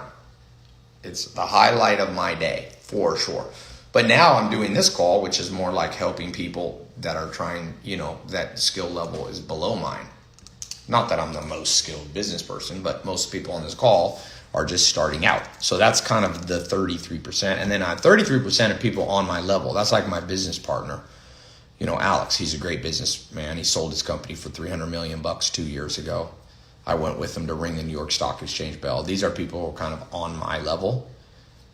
So that's the game y'all have to play. And that's the most, I saved that for number 11 out of the 12, just because that one is, you can do everything else right, but without that, it's tough. Without that one, it's tough. Surprised you don't have a Buddhist monk as a mentor. So I have a lady, she's actually a PhD at UCLA. Since I moved out of California, I haven't worked with her, but she has a PhD and her main focus is in meditation. She knows more about meditation. She spent 12 years studying meditation. She's been from Nepal, Tibet. She studied African, Native American. Everyone had different ways that they meditated. So it's pretty interesting. So I have done that. I love it, man. I love it. You got to get into the spiritual, metaphysical side of things too. So somebody said, man, now one thing, try to not just have one mentor. That's a mistake. You will rarely, I've never found somebody broad enough to really be like Yoda. Everybody wants a Yoda. Like, I don't know. This world's too complicated now to find a Yoda. So chill on the Yoda stuff. That's more, don't be a cult. Don't be like a cult following. Follow that dude, David Koresh from Waco, Texas, So, okay. Let me take a few questions, then I'm going to go in a few minutes. I'm going to put this link. You have one more? Yeah, I have one more. I'm going to save the best for last. But a few more.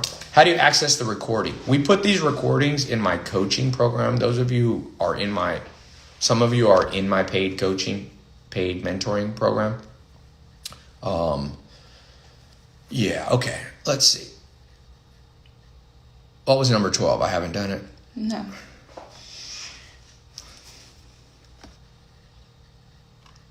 Let me see something.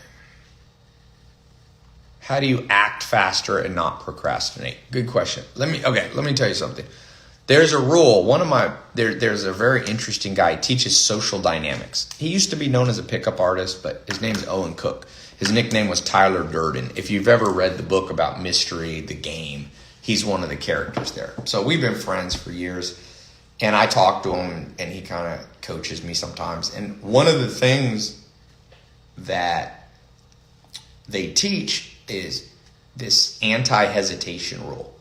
So just like, I'll give you an example. I was going to buy a dang hotel 2 years ago in Miami, and I was pretty busy, and I hesitated. That Miami, have you seen Miami real estate? It tripled in value. So I would have made like $10 million profit right now in 2 years. And now luckily I didn't hesitate. I bought a whole bunch of real estate in Puerto Rico where I live now. I made more than that in Miami. But the point is, like, every time I hesitate, in general, I regret it. Like, so the hesitation thing. Now, how do you overcome? Who here procrastinates and hesitates a lot?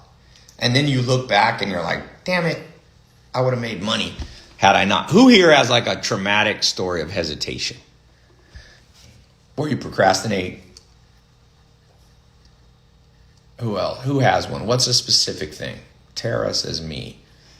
Give the thing. Like, I gave you a specific one. I was going to buy a hotel in South Beach, a little small hotel. I could have bought for $5 million. And South Beach is like insanity returns right now. Somebody said cancers are procrastinators. I do not think this is an astrology thing. I have not seen one astrology sign that hesitates more. Bitcoin. Somebody said they should have bought Bitcoin. I think a big thing is being a perfectionist. So Francis Muller-Roladarin could have bought Bitcoin in 2010. It was like 20 cents or $1 or something. You know what's funny? My best friend has a PhD. He considers himself very smart. This is not Alex. This is a different friend. He's from Argentina. So he goes, he gets a PhD in America, 12 years, he starts a business. I taught him how to do business. He makes money. He's like a millionaire. He's not super rich, but he's like a millionaire. His buddy, who he thinks is the dumbest of his friends, bought Bitcoin in 2013 and has $37 million now. And one of my best friends is like, damn it. He's like, I'm smarter than that guy. My friend probably has a couple $1 million. He's like, this dude has $37 million. And I told him, I said, even smart people hesitate. Even smart people hesitate. And even smart people lose to people who don't hesitate. So this, and I picked this comment because this is number 12. The ultimate rule of scaling is not to hesitate. So let me give you an example. I built this here in my garage video. A lot of you have seen it. Hundreds of millions of people have seen that video. It's a viral video. It's one of the first YouTube viral. It's probably the most viral video ad maybe in history, okay? On social media specifically, not TV. And I was at a conference. It was actually more like a dinner in October 2014. I'll never forget. It was early October. It was before Halloween. And I was sitting next to somebody. I don't even remember who it is. And they're like, there's this new thing coming out. And it's called YouTube videos. And you should do it. And the guy even offered, he's like, I'll show you how to do it. But I forgot. It went in one ear, out the other. But I've learned to not hesitate. I learned that lesson years ago. So I listened. And about a week later, I was like, I'm going to start making viral videos. Fast forward 4 months later, January 2015. I launched that thing. That thing went so viral. You ain't never seen ROI numbers like that thing. It was insanity. Like printing money. Because nobody else was on YouTube. So YouTube's an auction system. So it was like I would spend like 40 grand and make like 100 grand the same day. That's not the exact numbers. They were even better than that, but let's just call it that. You start making 50, 60,000 a day. And my friend was running my marketing for me, and I was giving a conference in February, and he's like, I see him laughing in the back. And I was like, after my talk, I was like, what's so funny? He's like, bro, look at these numbers. He's like, YouTube ads destroys, because that's when Facebook ads was there, and people were doing Google ads was bigger, And he's like, bro, look at this. And he shows me the ROI. Like, you could buy a Lamborghini like every 2 days if I wanted to. But that's the power of not hesitating. Not told people that in 2016. I told people to do social media marketing agency. A lot of people hesitated. There's still people buying the program now, which is good. It's better to buy it now. But some of the first people who went in 2016, it's just crazy. I told people to buy Bitcoin in 2017. And this woman, this girl, she's probably like 23. She came to my house. I had a house party about, a couple years after I did that video. And she's like, I want you to know. I put it on. I did an Instagram live. Some of you will remember her. She was pretty. She was like, I'm retired. I was like, how old are you? She's like 23. She's like, I saw your video and I had saved up some money. I forget how much she put in. She put in like 50 grand into Bitcoin and a couple of coins. And she had like $1 million cash. So she didn't hesitate. And my buddy, 2013, his quote unquote dumb friend buys Bitcoin. What was the price of 2013? Who can look it up real quick? It was like a couple bucks or 20 bucks or something. Somebody says, why do you look like Mark Wahlberg? People say that sometimes. I don't see it, but power of procrastination versus non-hesitation. You need to get a tattoo that says, I don't hesitate. That's a good hat. I see people getting all these tattoos, trying to look smart, putting Latin phrases and all this shit, putting astrology. I'm like, why don't you put a damn thing that reminds you about the real world? How about that? Why not get something that reminds you about what you actually need to do today? So I hope each of you, one of the main takeaways is like, stop the hesitation, procrastination. People go, oh, I don't want to pay to buy. Like, I told people to buy this book called Poor Charlie's Almanac. It's a $120 book. Like, so few people bought it because they saw the price tag. It's not my book. I'm going, you know how much I bought that book? Okay, Bitcoin, 2013 was $1,000. This was back, maybe it was like 2012 when his friend bought it. His friend bought it for like sub 100. So anyway, and I'm going to tell you guys the last crazy story about hesitation. Kind of pisses me off. In I think 2007, there's this group of investors called Tiger 21. You have to have like a $10 million net worth. So I have this friend, Steve, this older dude, and he goes, hey, come to lunch. I want to introduce you to this guy. He has this thing. He's into like, this is before Bitcoin. And I went to lunch at Sunset Plaza with Brock Pierce. I don't know if you all know who Brock Pierce is, but he was the head of the Bitcoin Foundation. And he also, I think he's on the Forbes list of crypto billionaires. And I made a mistake. It wasn't even Bitcoin. He was just like, Ty, there's going to be this tokenization of money. And I was like, huh?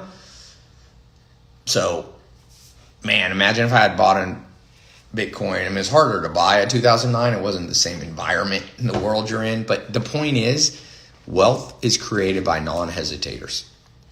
Jeff Bezos saw an article that said e-com was the fastest growing thing in the world. He dropped everything, put all his money in 1994, and boom, richest person in the world.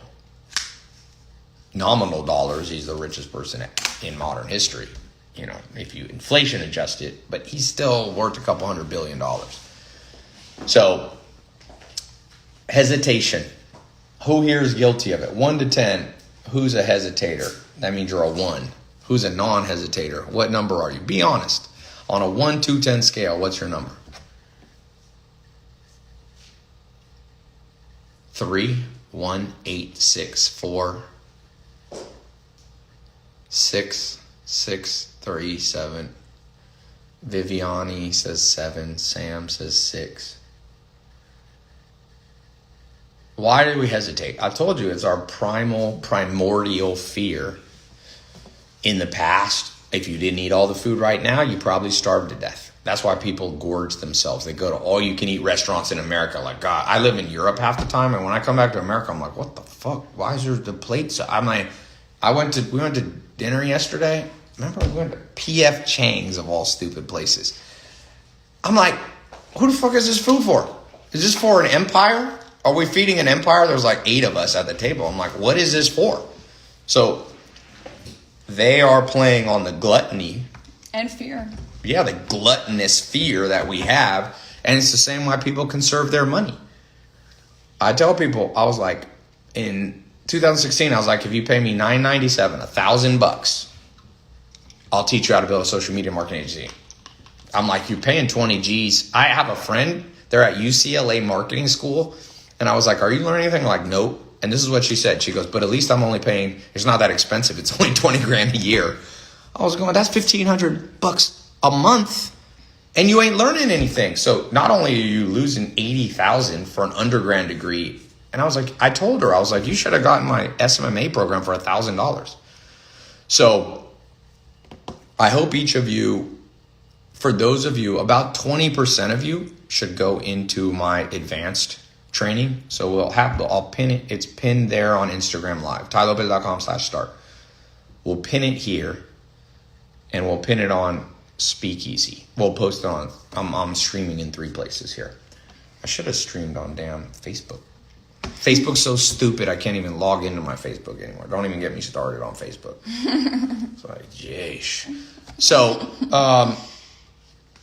the first person that jumps in, there's a paid application. If you're not a good fit, we'll refund you all the money. If you are a good fit, we'll apply it to the 4 levels. We have 4 levels of programs at the advanced mentoring. Coaching, mastermind, in person, shadowing, where you shadow me. And then the 4th one is strategic advisory, where I come into your action. For those of you who have bigger businesses, I will come in. I'm in level 4. You can be in level 4? Yep. All right, pay me. Pay me. And the reason we put a price on the application, I just get too many. I did a free application 3 days ago, and it was a disaster. You know the app Calendly? I was wondering. I was like, We like almost broke the app called Calendly. We like filled out. It's not even built for that. We got like 75 in like 2 minutes application. How do you better? Okay, let me. While people are doing that, so the way the program works is, you click the little link on Zoom. You type in tylopez.com/start or wherever you're at. There's just an application page. Don't worry, if you're not a good fit, we press one button and refund you the $497. Why do I do $497? I mean, the way I think about it is people don't really get what I'm saying if they're not. What does $497 now get you? And I know some of you can't afford it. That's fine. I have free training stuff. This was free. It's not like I only charge people. I've got 2 billion minutes of my YouTube free videos watched. So,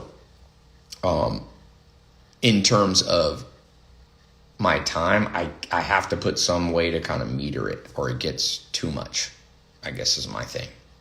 How does shadowing work? That's where people, I don't do that much. You got to apply. If you want to do the shadowing thing, I only take a few people a year because I don't like people following me around that much. I'm doing business all day. Some of it's confidential. Well, a lot of it's confidential. So I have to kind of like rearrange my day with the shadowing. So, how to better understand classic books. Yeah. Go to my tylopez.com/books. I have so many books that I recommend that you get. You should buy all of them.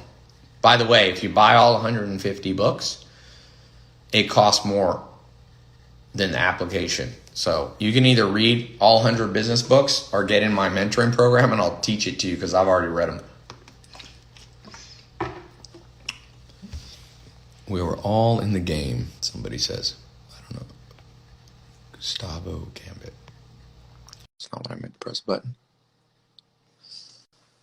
Helicopter mentor. Be good. All right, what's some quick questions? I'm going to answer some really quick. Different way to shadowing without mentors. You don't have to shadow. I have like a coaching program you can do too, which is just we do Zooms, private Zooms twice a week.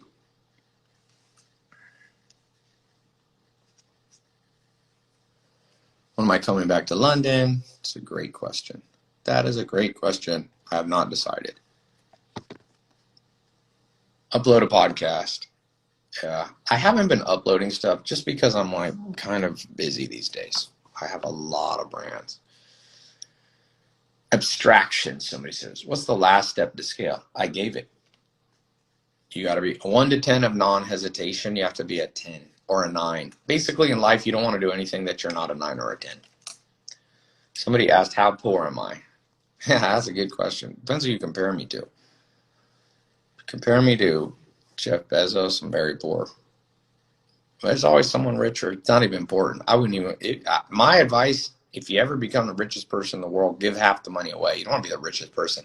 Now you're a target for gold digger. You're a big target for kidnapping. You got to have full-on security. You can never go out. I've already had a little bit of that. You don't want to do that. This is a no-go. Better to be like Arnold Schwarzenegger in his prime or The Rock or something like that. I don't know if you all saw my Instagram. I was with Anthony Joshua was staying where I was staying the other day. I'd rather be Anthony Joshua. That dude has a cool life. He's a boxer. He was playing chess, just chilling. Someone said if Ty gets kidnapped, we're sending the cavalry. Thank you, Renee. I'm glad you got my back. I'm glad you got my back. Have I watched Squid Game? You know what? I haven't even gotten there yet. I should be watching Squid Game. I know what it's about, but I don't have time that much. The only thing I watch, like when I want to decompress, I put on The Office. I think The Office, by the way, you should watch the show The Office. It's so genius in terms of just the psychology of it. They break down really all the characters in the show The Office, like Dwight Schrute is a high Machiavellian person. Michael Scott, the main character, he's actually a narcissist. He's what you call an introverted narcissist, so he makes everything about himself, but he's kind of a nice guy. You know, Jim is kind of passive aggressive. You've got like weird Creed, who's probably psychopath in many ways. You have Stanley Hudson, who's pretty much also high Machiavellian. high levels of cynicism. Basically, you don't want to be anybody who's in the office, by the way. Maybe Pam is the most normal. UK office is good too. I like both. Ben said, you said there's actually no competition because yeah, don't worry about your competition. Some people go, oh, is there too much competition? I'm like, competition is like irrelevant now. Even Jeff Bezos said, he's like, your problem's never your competition. Your problem is your own brain.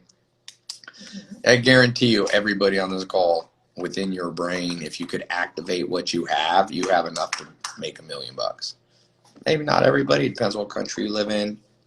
But you have the ability to do way better financial. It's just the system we have now doesn't unlock anything. It's not in the best interest of the system to really teach you this stuff. College is more like a safe option. It's like about safety. What are the core drivers behind the recent NFT wave? I mean, NFTs is like anything. It's part scam and part reality. It's like anything new. When the internet came out, it was like half used to scam you. Like Nigeria, people were like, yo, I'm the Prince of Nigeria. Remember that Office episode where they're like, Michael, didn't you get scammed? And he's like, when the Prince of Nigeria personally messages you and asks for help, you help him, Toby. Anyway, so NFTs has an element of reality that will persist into the modern world, and it has an element, like, just use common sense. Some things NFTs will be good for example, certifying things, knowing that something's real, whether it's a Picasso or a new piece of art, whether it's, using it to fractionalize things or using it to store gold, physical gold. Some people like to store physical gold. You could use NFTs as a way to know that gold's sitting there without having to keep it in your house, so you don't get murdered for your gold. But NFTs also going to have a lot of fake stuff for it. There's going to be money laundering through the yin yang. There's going to be drug cartels using NFTs to move money around. Just think about it. I do a little drawing. If you're Pablo Escobar, you do a little drawing. Some Russian oligarch, you send him a ton of cocaine, and then he's like, oh, I'll buy your art for 10 million. And then you get 10 million, and it's all legit. Like that. So there's going to be that. Who lies more, guys or girls? I think a better way to think about it is there's like sex specific domain, like personality traits. So for example, men are going to lie in a different way than women. Chris Rock, you ever heard Chris Rock's thing? He's like, men's lie like this. Men lie by saying, I was at Toby's house when they were really out. And he's like, women lie by going, it's your baby. So there's a little different level of lying. Obviously, you can't stereotype. But in general, in history, since men, we lived in most of modern society's patriarchal, women have been at a disadvantage physically and financially. So women navigated the world in a different way. Now it's different because there's a little more equality. My grandma, for example, she died at 102 last year. She was born in 1918. She's like, I don't know why I stayed with your grandpa. She's like, I was married twice. I didn't like any of them. I mean, she liked them at the beginning, but she's like, they got annoying. But she had to stay married. So she had to live a lie, she said, a little bit, because it was hard to get divorced in 1940. It was a big deal. You know what I'm saying? So when you go deep in psychology, and this is a lot of the stuff we'll be talking about in the mentoring program. I'm going to talk about psychology, but I'm also going to show you all marketing. You need marketing. You need marketing skills. So is Netflix streaming dead? No, but there'll be a lot of competition. It's already happening. Are you investing in cryptocurrency? Yeah, I've never sold. I've been buying crypto for many years, and I've never sold any of it. I've sold, take that back. For some of my businesses, we accept crypto, and for various tax reasons, we have to convert it right away into fiat. But all my personal crypto I bought, I've never cashed it in. I don't even look at it. I'm a big believer. You just buy and hold. If you want to create wealth with investing, don't be looking at your accounts all the time. If you want to get poor, look at your accounts all the time, because then it goes up and down. You're like, forget you. It's funny for tax reasons, and for residence reasons. I don't live in the U.S. I live in, it's complicated, but I forgot I owned a house in North Carolina, and I just remembered it like 2 days ago. So that was good. my accountant had to remind me. That was a great way to create wealth. I bought a house near Crabtree Valley Mall in like 2000. I don't remember when it was. And I forgot I owned it. That's a great way to create money and wealth. Because if I had remembered that maybe a few years ago, I would have been like, and it's appreciated. It's a smaller house. It's like, I bought it for like I remember, bought it for 270. And now it's worth like 500 grand. Everything's doubled in America. But the cool thing is when I bought it, the rent didn't cover the rents weren't there to cover the mortgage.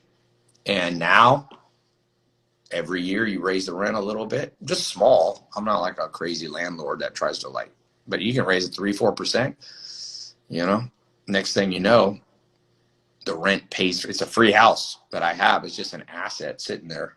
And of course that asset is tax free, because if you don't sell it the way that the US tax code works, you ain't got to pay taxes on it. You can withdraw capital out of it through home equity line, and that's actually has tax advantages.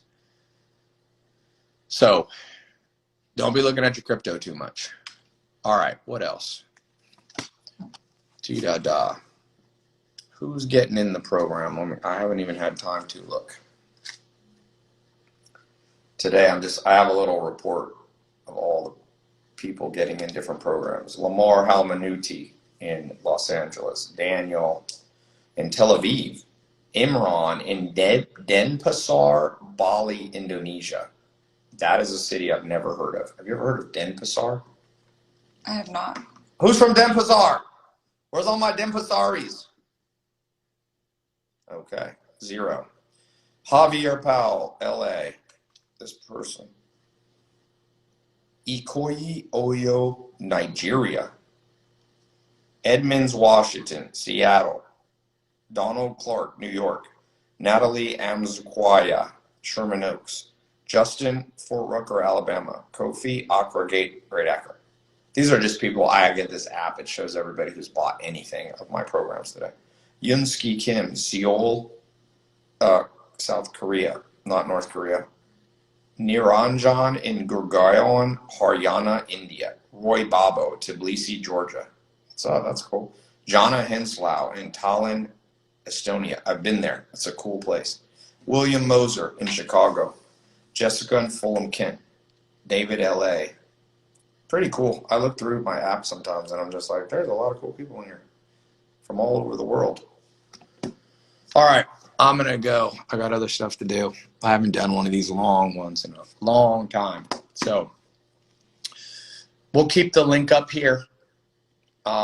As I told you, be very careful hesitating. We've got 100% money back guarantee. It's a no-brainer to get in. It's a no-brainer.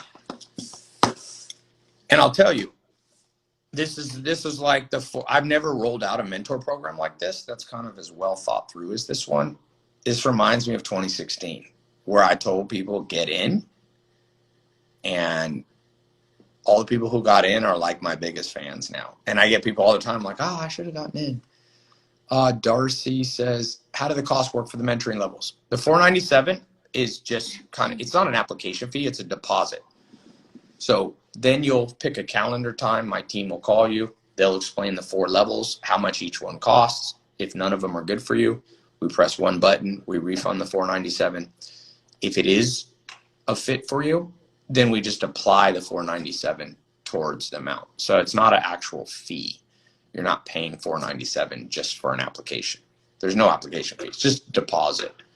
So I just do that simply because we just get too many people applying for my stuff. So my phone team just falls apart trying to answer everybody. Mm-hmm. Okay. What other questions do we have? Is OnlyFans a great business model? Well, it is a great business model in terms of having recurring revenue out the yin yang. It's insane business. Not everybody always wants to be in the business of you may not want to be in the business of porn, which that is, but if I was 18 again, what would I do? I think about, people ask me that a lot. If I could go back in a time machine and be 18, that's an easy answer. I would I would tell myself, Almost everyone has no idea what they're talking about, including your parents. That would be my first thing to tell myself. Like, basically nobody, but a lot of people are confident. That's the bad part. In fact, there's an inverse correlation between confidence and actually knowing what the hell you're talking about. The Dunning-Kruger effect. Dunning-Kruger. So if I'm 18, I'm like, yo, you got to learn to ignore a lot of stuff. Like, crazy amount of ignoring has to go on. Don't take little pieces of advice from everybody. Number two, I would tell myself, do everything you can to find one or two people and try to like move in with them. That's what I would do. That's what I did. My first mentor was Joel Salatin. I was 19. I moved in with him. He's like, he had a family. He's like, and he had a big farm, 550 acres. He's like, you can live. He gave me he built a 12 by 20 cottage. Didn't have a toilet. He cut a hole in it and he put a bucket. And he's like, I'll put a toilet in here eventually. But he never did. I was there for 18 months. And he's like, we have a compost pile. He's like, you can dump your own once a week. Dump this. I had to crawl under the house, get the dust. So some people are like, people have it so, and by the way, I had to work from 5 in the morning to 5 at night. I worked 12 hours and he paid me $300 a month. But all the food I could have. I used to eat 18 eggs a day. Me and this guy, Geronimo, we would cook 3 dozen because he'd give us the free cracked eggs that he couldn't sell. We had 10,000 chickens that I took care of, laying hens, Rhode Island Reds. Crack those suckers. Me and Geronimo will be hungry, dude. All y'all, and you know what? I'm going to give y'all the cure for being overweight and not being able to sleep. Go live on a farm. Wake up at 5 in the morning, work for 12 hours manual labor. But, you know, Joel Salatin also taught me about the mind. He was like Mr. Miyagi. He would teach me stuff as we were doing stuff, you know? He would teach me. And it was the most important time of my life. So that's what I did when I was 19. You don't even have to ask me what I would do. I would do that all over again. It was like a boot camp. It was like advanced mentorship. That's why I do these mentor programs, because this shit works. It works, dude.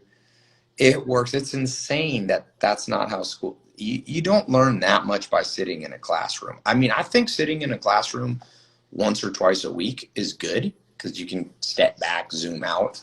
But like college is day in, day out, class to class. And so is high school. And I'm like, you know, people ain't learning, right? I'm like, do you know that? Like, this is like a empirical fact that 20% of people who go through the American school system are illiterate at the end. And they've been in there from 6 years old to 18. I'm like, if you can't teach somebody to read for 12 years, like, it's probably not a good system.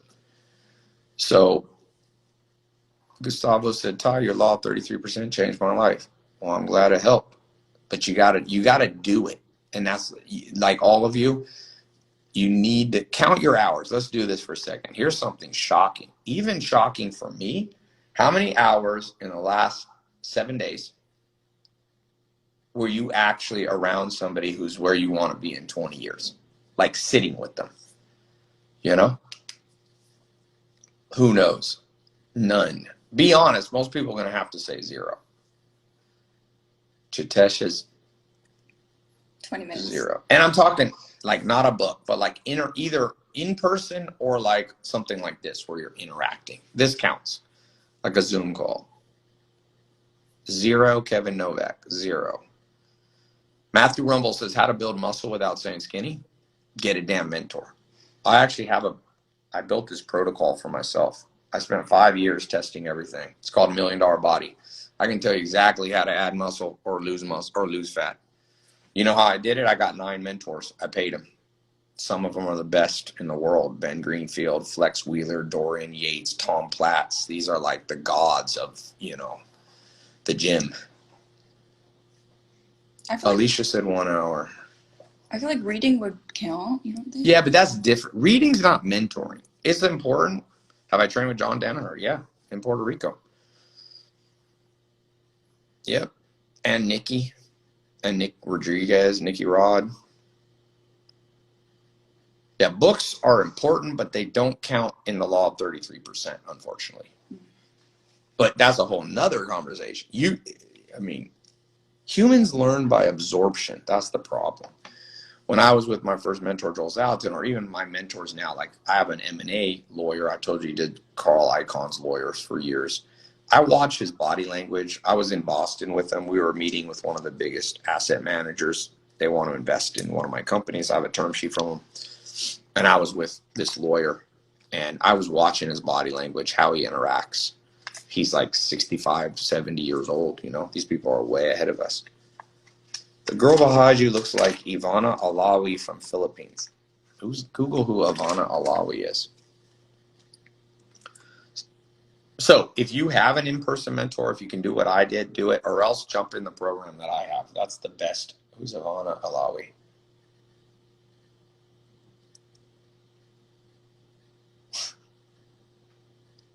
What? No, not I don't know really. about. Is that the Philippine version of you? I don't see it. Kate's all natural though. There ain't any facial reconstruction. Someone said you look like a Kardashian. Someone said Veronica from Riverdale. We need to do a whole trivia thing. Who does Kate look like? Who's Veronica from Riverdale? Who's Veronica from Riverdale? Why can't she just look like Kate? Kate's Swedish. She's a Swedish American. Sweden has some damn good bloodlines, boy. I know you're not supposed to say that. It doesn't mean I'm racist, by the way. I'm just saying a fact. No, oh gosh, I do not. I mean, she's cute. Oh, wait. What? Oh, God. That don't look like her. I think this camera might be a little fuzzy because you guys are kind of... She got that Swedish blood, boy. That Swedish blood. If you could ever, like, one day, I know this isn't ethical, but one day humans are going to be making babies like this. A little bit of this and a little bit of that. You will see. 50 Kate years looks from like now, Kate. Thanks. Cara Delevingne, they're going to be mixing. And you want to mix a little bit of Swedish in any child if you could. Give them that little Swedish supermodel. You can't say that. A little Danish. I know that's not politically correct, but I can say it. It doesn't. I'm not Swedish, so I'm not. It's not racist. I'd mix a whole bunch of ethnicities together, by the way. So just for the record, I would mix a whole bunch of ethnicities together. And not just ethnicities, but like, the way humans work, it's not so much ethnicity, it's family lines. Like if your dad is Shaquille O'Neal, you're going to be tall. Woo! That's not racist. That's how genes work. Shaquille O'Neal is 7'2" or 7'1", and lo and behold, his boy is like 6'11". So it's not so much. But Sweden, my theory about Sweden is they had this king in the 1500s named King Gustav. And this dude, I think he had a lot of wives and mistresses. Maybe he was a good-looking dude. Spread his gene line all through the family. And some parts of the world, like the Habsburgs, were not so good-looking. You don't want the Habsburg Empire you don't want somebody to say you have a Habsburg face. They had this famously bad chin. It was called the Habsburg chin. You don't look like Kendall Jenner. I get Margot Robbie a lot. Yeah, Margot Robbie's the one you look the closest. I'll bring up this TikTok. That's good enough. Margot Robbie in Wolf of Wall Street. That's a great compliment. Because I usually don't like women in movies, but I saw Margot Robbie in Wolf of Wall Street. I said, that is a pretty woman. Pull up Margot Robbie. Look. Well, this is me a while ago. Yeah, but with her brown hair. I'll put it up. All right, we don't know where we got that. Okay. We got a little off track here. We got off track. People love to say other people. Like I get so many different ones. People are like, Ty, you look like Ty. As long as they're ones. I like when people say Ty looks like. I'll take Mark Wahlberg. I don't think I do, but I'll take that compliment. See, kind of. Yeah, you have. See, this is the vibe. She's older than you. She's like 35 or something, but that's the vibe. That's the vibe. You got that vibe. That looks like you right there when you have brown hair. Yeah, Margot Robbie's a real one, boy. Okay. Explain Six Sigma. That's in my 67 steps.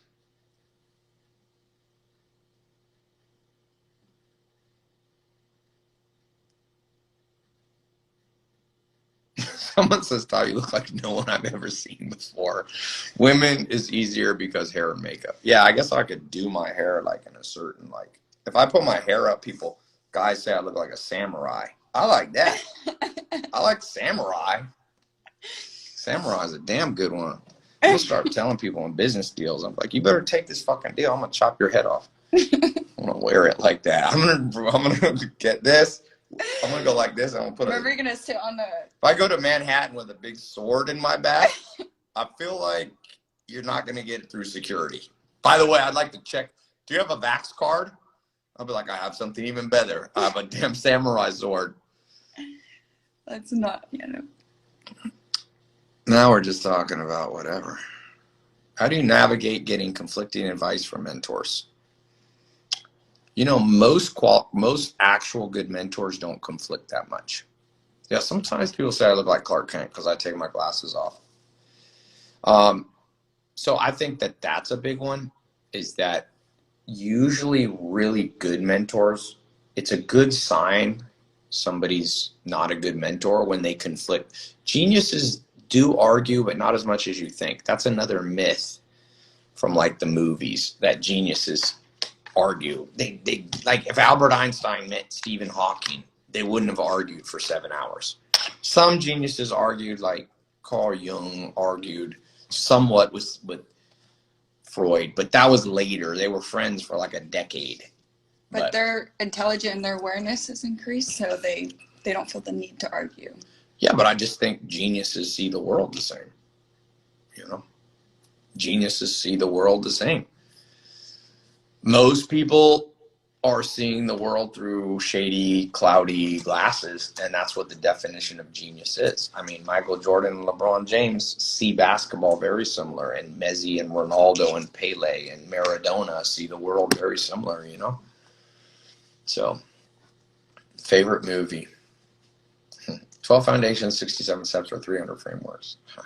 They're very different. 67 Steps is more about the mind and life in general. 300 Frameworks is specifically about wealth. 12 Foundations, I'm actually rebuilding that. That one's a whole nother complicated one. You two are arguing. Who am I arguing with? Geniuses don't argue as much as you think. What is a couple of habits people in here can start building and focusing? Not hesitating, acting. Like Warren Buffett says, most of his mistakes, because people ask him how many mistakes he made. He's like, most of my mistakes are mistakes of omission, not doing something, The girl is pretending to listen. No, Kate I'm actually taking notes. She took all the notes. See, people are very sexist. If they see a woman on here, they're like, oh. I feel like my looks are deceiving. I'm honestly, I'm more... She's very into business. I'm into business and learning about... People just haters. People just hate. Women, you all have a tough life in this world, because not only do you get judged on what you do, you get judged on how you look. Ain't nobody judging dudes on how they look. All the Forbes list guys are ugly. Guys on here yeah, but I'm saying guys get away with it. Nobody goes, oh, I don't respect Jeff Bezos because he's a fucking little nerdy, ugly, bald dude. But women get it's a weird world. Women got a tough, more challenges than men. I mean, men do have their own challenges. Don't get me wrong. It ain't that easy to be a Homo sapien. That's the truth. Homo sapiens have been conflicted for, depending on who you believe, but 2.2 million years, 200,000 years, But women in the modern world, especially when you're trying to make money, you have a whole new set of obstacles. Because, again, when I go in a business meeting, nobody's like judging me by how I look.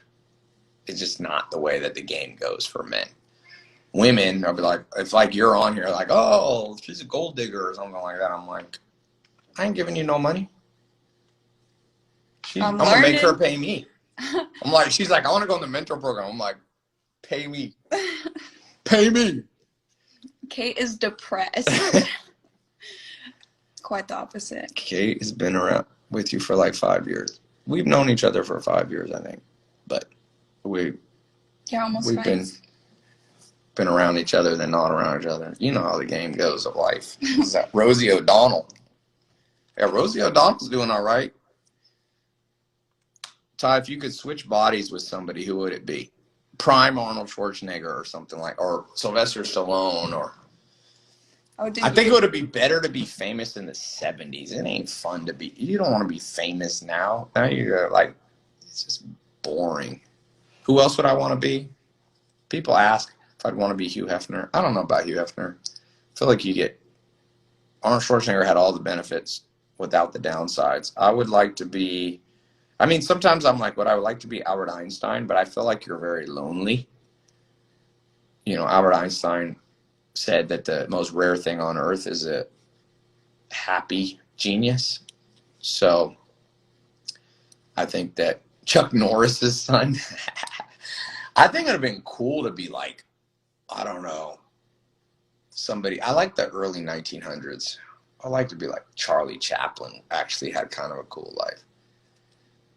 Are you single, Kate? Miguel Solari, 23. Watch your DMs, Miguel. She might be in those DMs right after this.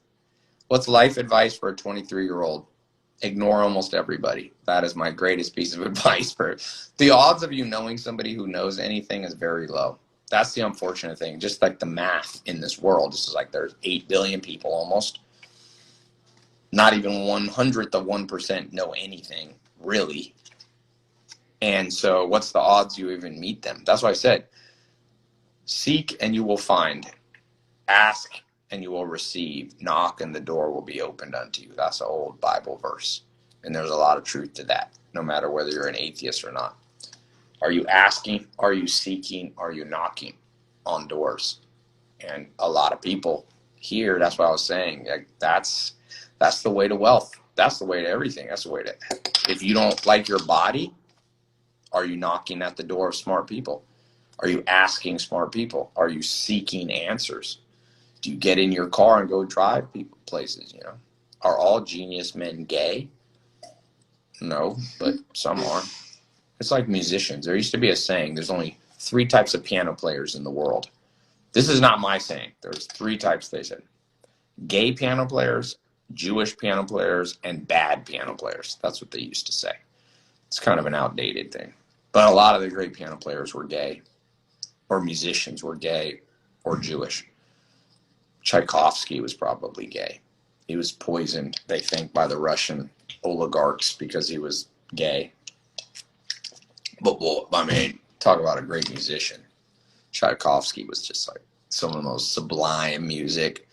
And you have a lot of, you know, but that's outdated now. Now a lot of the great musicians, like classical, are Asian. Asia's starting to dominate, but you have everywhere, you know. You can't really, it's kind of an outdated modality to go by ethnicity. It's more family lines. For example, Johann Sebastian Bach, J.S. Bach, had 20 children, and a lot of them were musicians. There's genes for musical propensity. And his grandfather, I believe grandfather or great-grandfather, was a musician. So it's not, you shouldn't, like, it's more scientific to think about your bloodlines from like your family. Like if your dad is Shaquille O'Neal, you're going to be tall. If your mom is Margot Robbie, like a lot of influencers now, their moms were supermodels. Like Kaya Gerber, her mom was Cindy Crawford, right? Well, Kaya Gerber ain't going to be, I mean, that's family bloodlines. So when you think about music, some of it's genetic and some of it's environmental. About 50% of things, most things are genetic. Dr. Buss told me that. He's a evolutionary psychologist who's very tuned into this from Harvard and stuff. So, by the way, if you feel like you don't have good genes, I got good news for you. A lot of people that thought they didn't have good genes turn out to be amazing. You know what I'm saying? So you can't judge yourself. Even if neither of your parents were amazing, it could be way back. It could be recessive genes that come out later. It could be that your parents actually are geniuses, but nobody ever gave them a chance. Like, people get way too hard on themselves. I see that with dudes. Dudes are like, I'm ugly, no women will like me. I'm like, bro, let me just tell you this. Make a little money, eat a little better, get your protein up, move around every day, lift some weights, almost every dude will get a woman. I'm serious. That everybody, it's same with women. People are so hard on themselves. I'm like, it's because we have bad mentors. What most people need is a kick in the ass. Like, get the fuck out of bed this morning and go hit the gym with me. That's the problem in the world. Most people are, you know why you're poor? You don't have someone kicking you in the ass. Get out of bed. Let's go. Yeah, when I work out with you, I get like pushed, or even when I'm around, I'm like, oh. She's sore. We did a crazy workout yesterday. She's like, do you always work out I like don't that? usually do like back, so I was definitely. Kate's pretty ripped. Give him the gun show. I like putting my arm next to Kate's too. Guys, also, if you're with a woman that's, a little smaller than you, it's a great source of self-esteem. My muscles are actually kind of big. You have big, but women don't want to have big. Most I women don't don't want to have huge. don't. Do you want to have huge biceps? No, I'm just naturally a muscle more. So I built easily. But it's good. It's a win-win situation. I feel better about my arm. I don't want to put it. I got a guy who used to work for me as 22-inch biceps. I don't want to show my arm next to him. I look like a little dweeby dude. He's 6'6", 340 pounds, and he has 22-inch arms. His arm's like bigger than your head.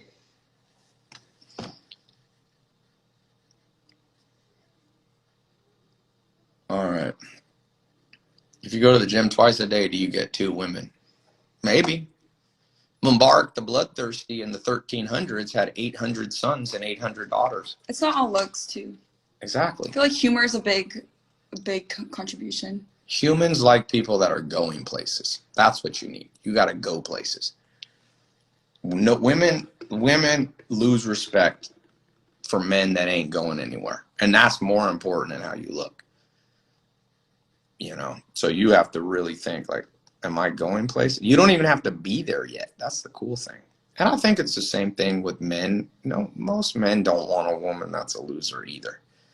I mean, it's a little different. Most of my guy friends, although my best friend's like, Joe, I'm going to find me a rich. He's like, I want a sugar mama. Most dudes aren't like that. My best friend was like that. And sometimes women say men are intimidated by success. I don't know. I've never met a woman where I'm like, oh, I'm intimidated by your success. But maybe some dudes are. It's not in my brain. I feel like I never meet anybody who's that successful anyway. Like, if I've met Elon Musk, I don't particularly consider him successful in my philosophy of life. I do think he's a genius. I do respect him. I do look up to his skills, and I think he's doing something for humanity. But I don't particularly get intimidated people like that. It's not Jeff Bezos.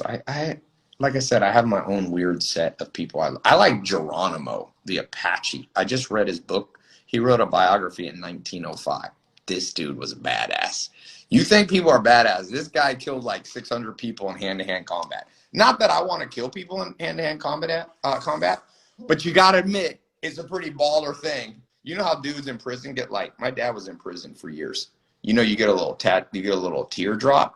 Oh, Geronimo would have had about 600 teardrops. That shit would have gone from his eye all the way down his body to his foot, come back up the other side this way, wrapped around the head, gone back. He would have had 4. He would have really been crying. Anyway, I have weird people that I like their life. I don't know that I would have wanted to have been Geronimo, but some people call him Geronimo, some people don't know. I have different. I would have liked to meet Bach. Bach was a genius. Oh, dude, Geronimo was a genius. Geronimo was a physical genius too. He was one of the toughest dudes ever to walk this earth. You know how the Apache Indians used to get away from the U.S. soldiers? They would go on their horses. They would raid like a fort, like Fort Benning, I think was one of the ones. They'd come in, hit it. Then the American troops would come out, and they'd go, and the Apaches would go through a part of the desert where there was no water for 2 days, and they would just not drink for 2 days, and the American soldiers couldn't handle it. So American soldiers would turn back. You know how tough you are to go in the middle of the desert on purpose for 2 days without water? Try to go to sleep without drinking water for 1 day. I dare you. These motherfuckers could go to sleep without having drank water in the desert. So, I mean, I like physical genius. I think Messi's a physical genius. Ronaldo's a physical. There's art, There's a YouTube video of Pablo Picasso that painting a masterpiece in 5 minutes. Go Google it. This dude could create a masterpiece in 5 minutes. I'd rather I think I look up to Picasso more than I look up to Jeff Bezos. But I do like what I do admire the wealth creation skills that these dudes have. It's kind of cool, you know? Somebody said you haven't drank water in days. I don't believe you. Good. Film yourself. No liquids for 2 days. People are so weak-willed now. Modern humanity has made us so weak, we don't even know what we're talking about. Nowadays, people can't even sleep if there's no air condition on. You're like, I can't sleep. Why? It's 74 in my room. I'm like, okay. You do know that all your ancestors for 10,000 generations lived in like the savannah of Africa. They lived in hot-ass places. Not I. I have a friend, if he doesn't eat food, he's like, bro, look at my hand. I'm like hypoglycemic. I'm like, and this is my friend who told me when he was in Argentina, he did like special forces training. And he's like, I lived on an island and I only eat snakes. I'm like, I don't believe you. You can't go 2 hours without a snack, bro. You're not that tough. He's like the worst. Imagine he's like in my army and I'm like, we're going to go conquer Genghis Khan. My friend's like, bro, I need food. It's been 2 hours. I'm like, people aren't tough. That's why people don't make money. Everybody who makes money is pretty tough, just so you know. That's one thing. You got to be pretty tough, man. Joel Salatin is a genius, yeah. And Joel Salatin's tough, boy. You want to talk about a strong dude. You think bodybuilders are strong? These old farmer guys, they got hands. If they grab you, they can break your. I know guys strong, big enough hands, they can just break your arm, just squeeze it. It's insane. I have pretty strong hands. I can almost break somebody's wrist by going like this. But guys like Joel Salatin, I know an Amish guy that milked cows for 40 years by hand. This dude has a grip. Like, it's wild. It is insane. And your fingers get fatter. You get like that wide of a finger. Yes, the world has become feminine. That is true. But some of that's good. Like, some feminine. I'm happy the world's becoming more feminine in some ways. Women are more chill. Men tend to be more annoying. Although I do know my fair share of annoying women. There are some annoying ones. I'm not talking about you. You're not that annoying. No, I know some real annoying women. But I think I know more annoying men. The problem is men have a bigger ego in general. That's the problem. Men and women are equally annoying, but then men's ego makes that shit go on steroids. You know, it's like take an annoying person and then inject an annoying steroid. That's, I think. And men have to, of course, show off more. And some of that's natural. Men do need to show status more. That's a classic trait, you know, and there's a lot of science to why men have to show status. And some of that's you ladies' fault, by the way. You ladies like men who have a little more status, even though you pretend you don't. Like hipsters are like, I don't care about men with money. But if you look, they like the little dudes who got status in their little universe of hipsterism. It's like, he only wears sandals. That's high status in some little groups, you know? So, anyway. Who's getting in the program? Who will I be seeing Friday on our next private call? Who's a non-hesitator? Who's ready to learn? Who's ready to get mentored? Put the link, tylopez.com/start. Jump in. The Amish have a saying, when you have something hard to do, just jump in, and the next thing you know, you're halfway done. That's the cure for most problems in this world. Just jump right in. It ain't that scary. Leap and the net will appear. There you go. Leap and the net will appear. I have not heard that. That's the 13th mentor tip. Straight from Kate. All right. Bye. Boom.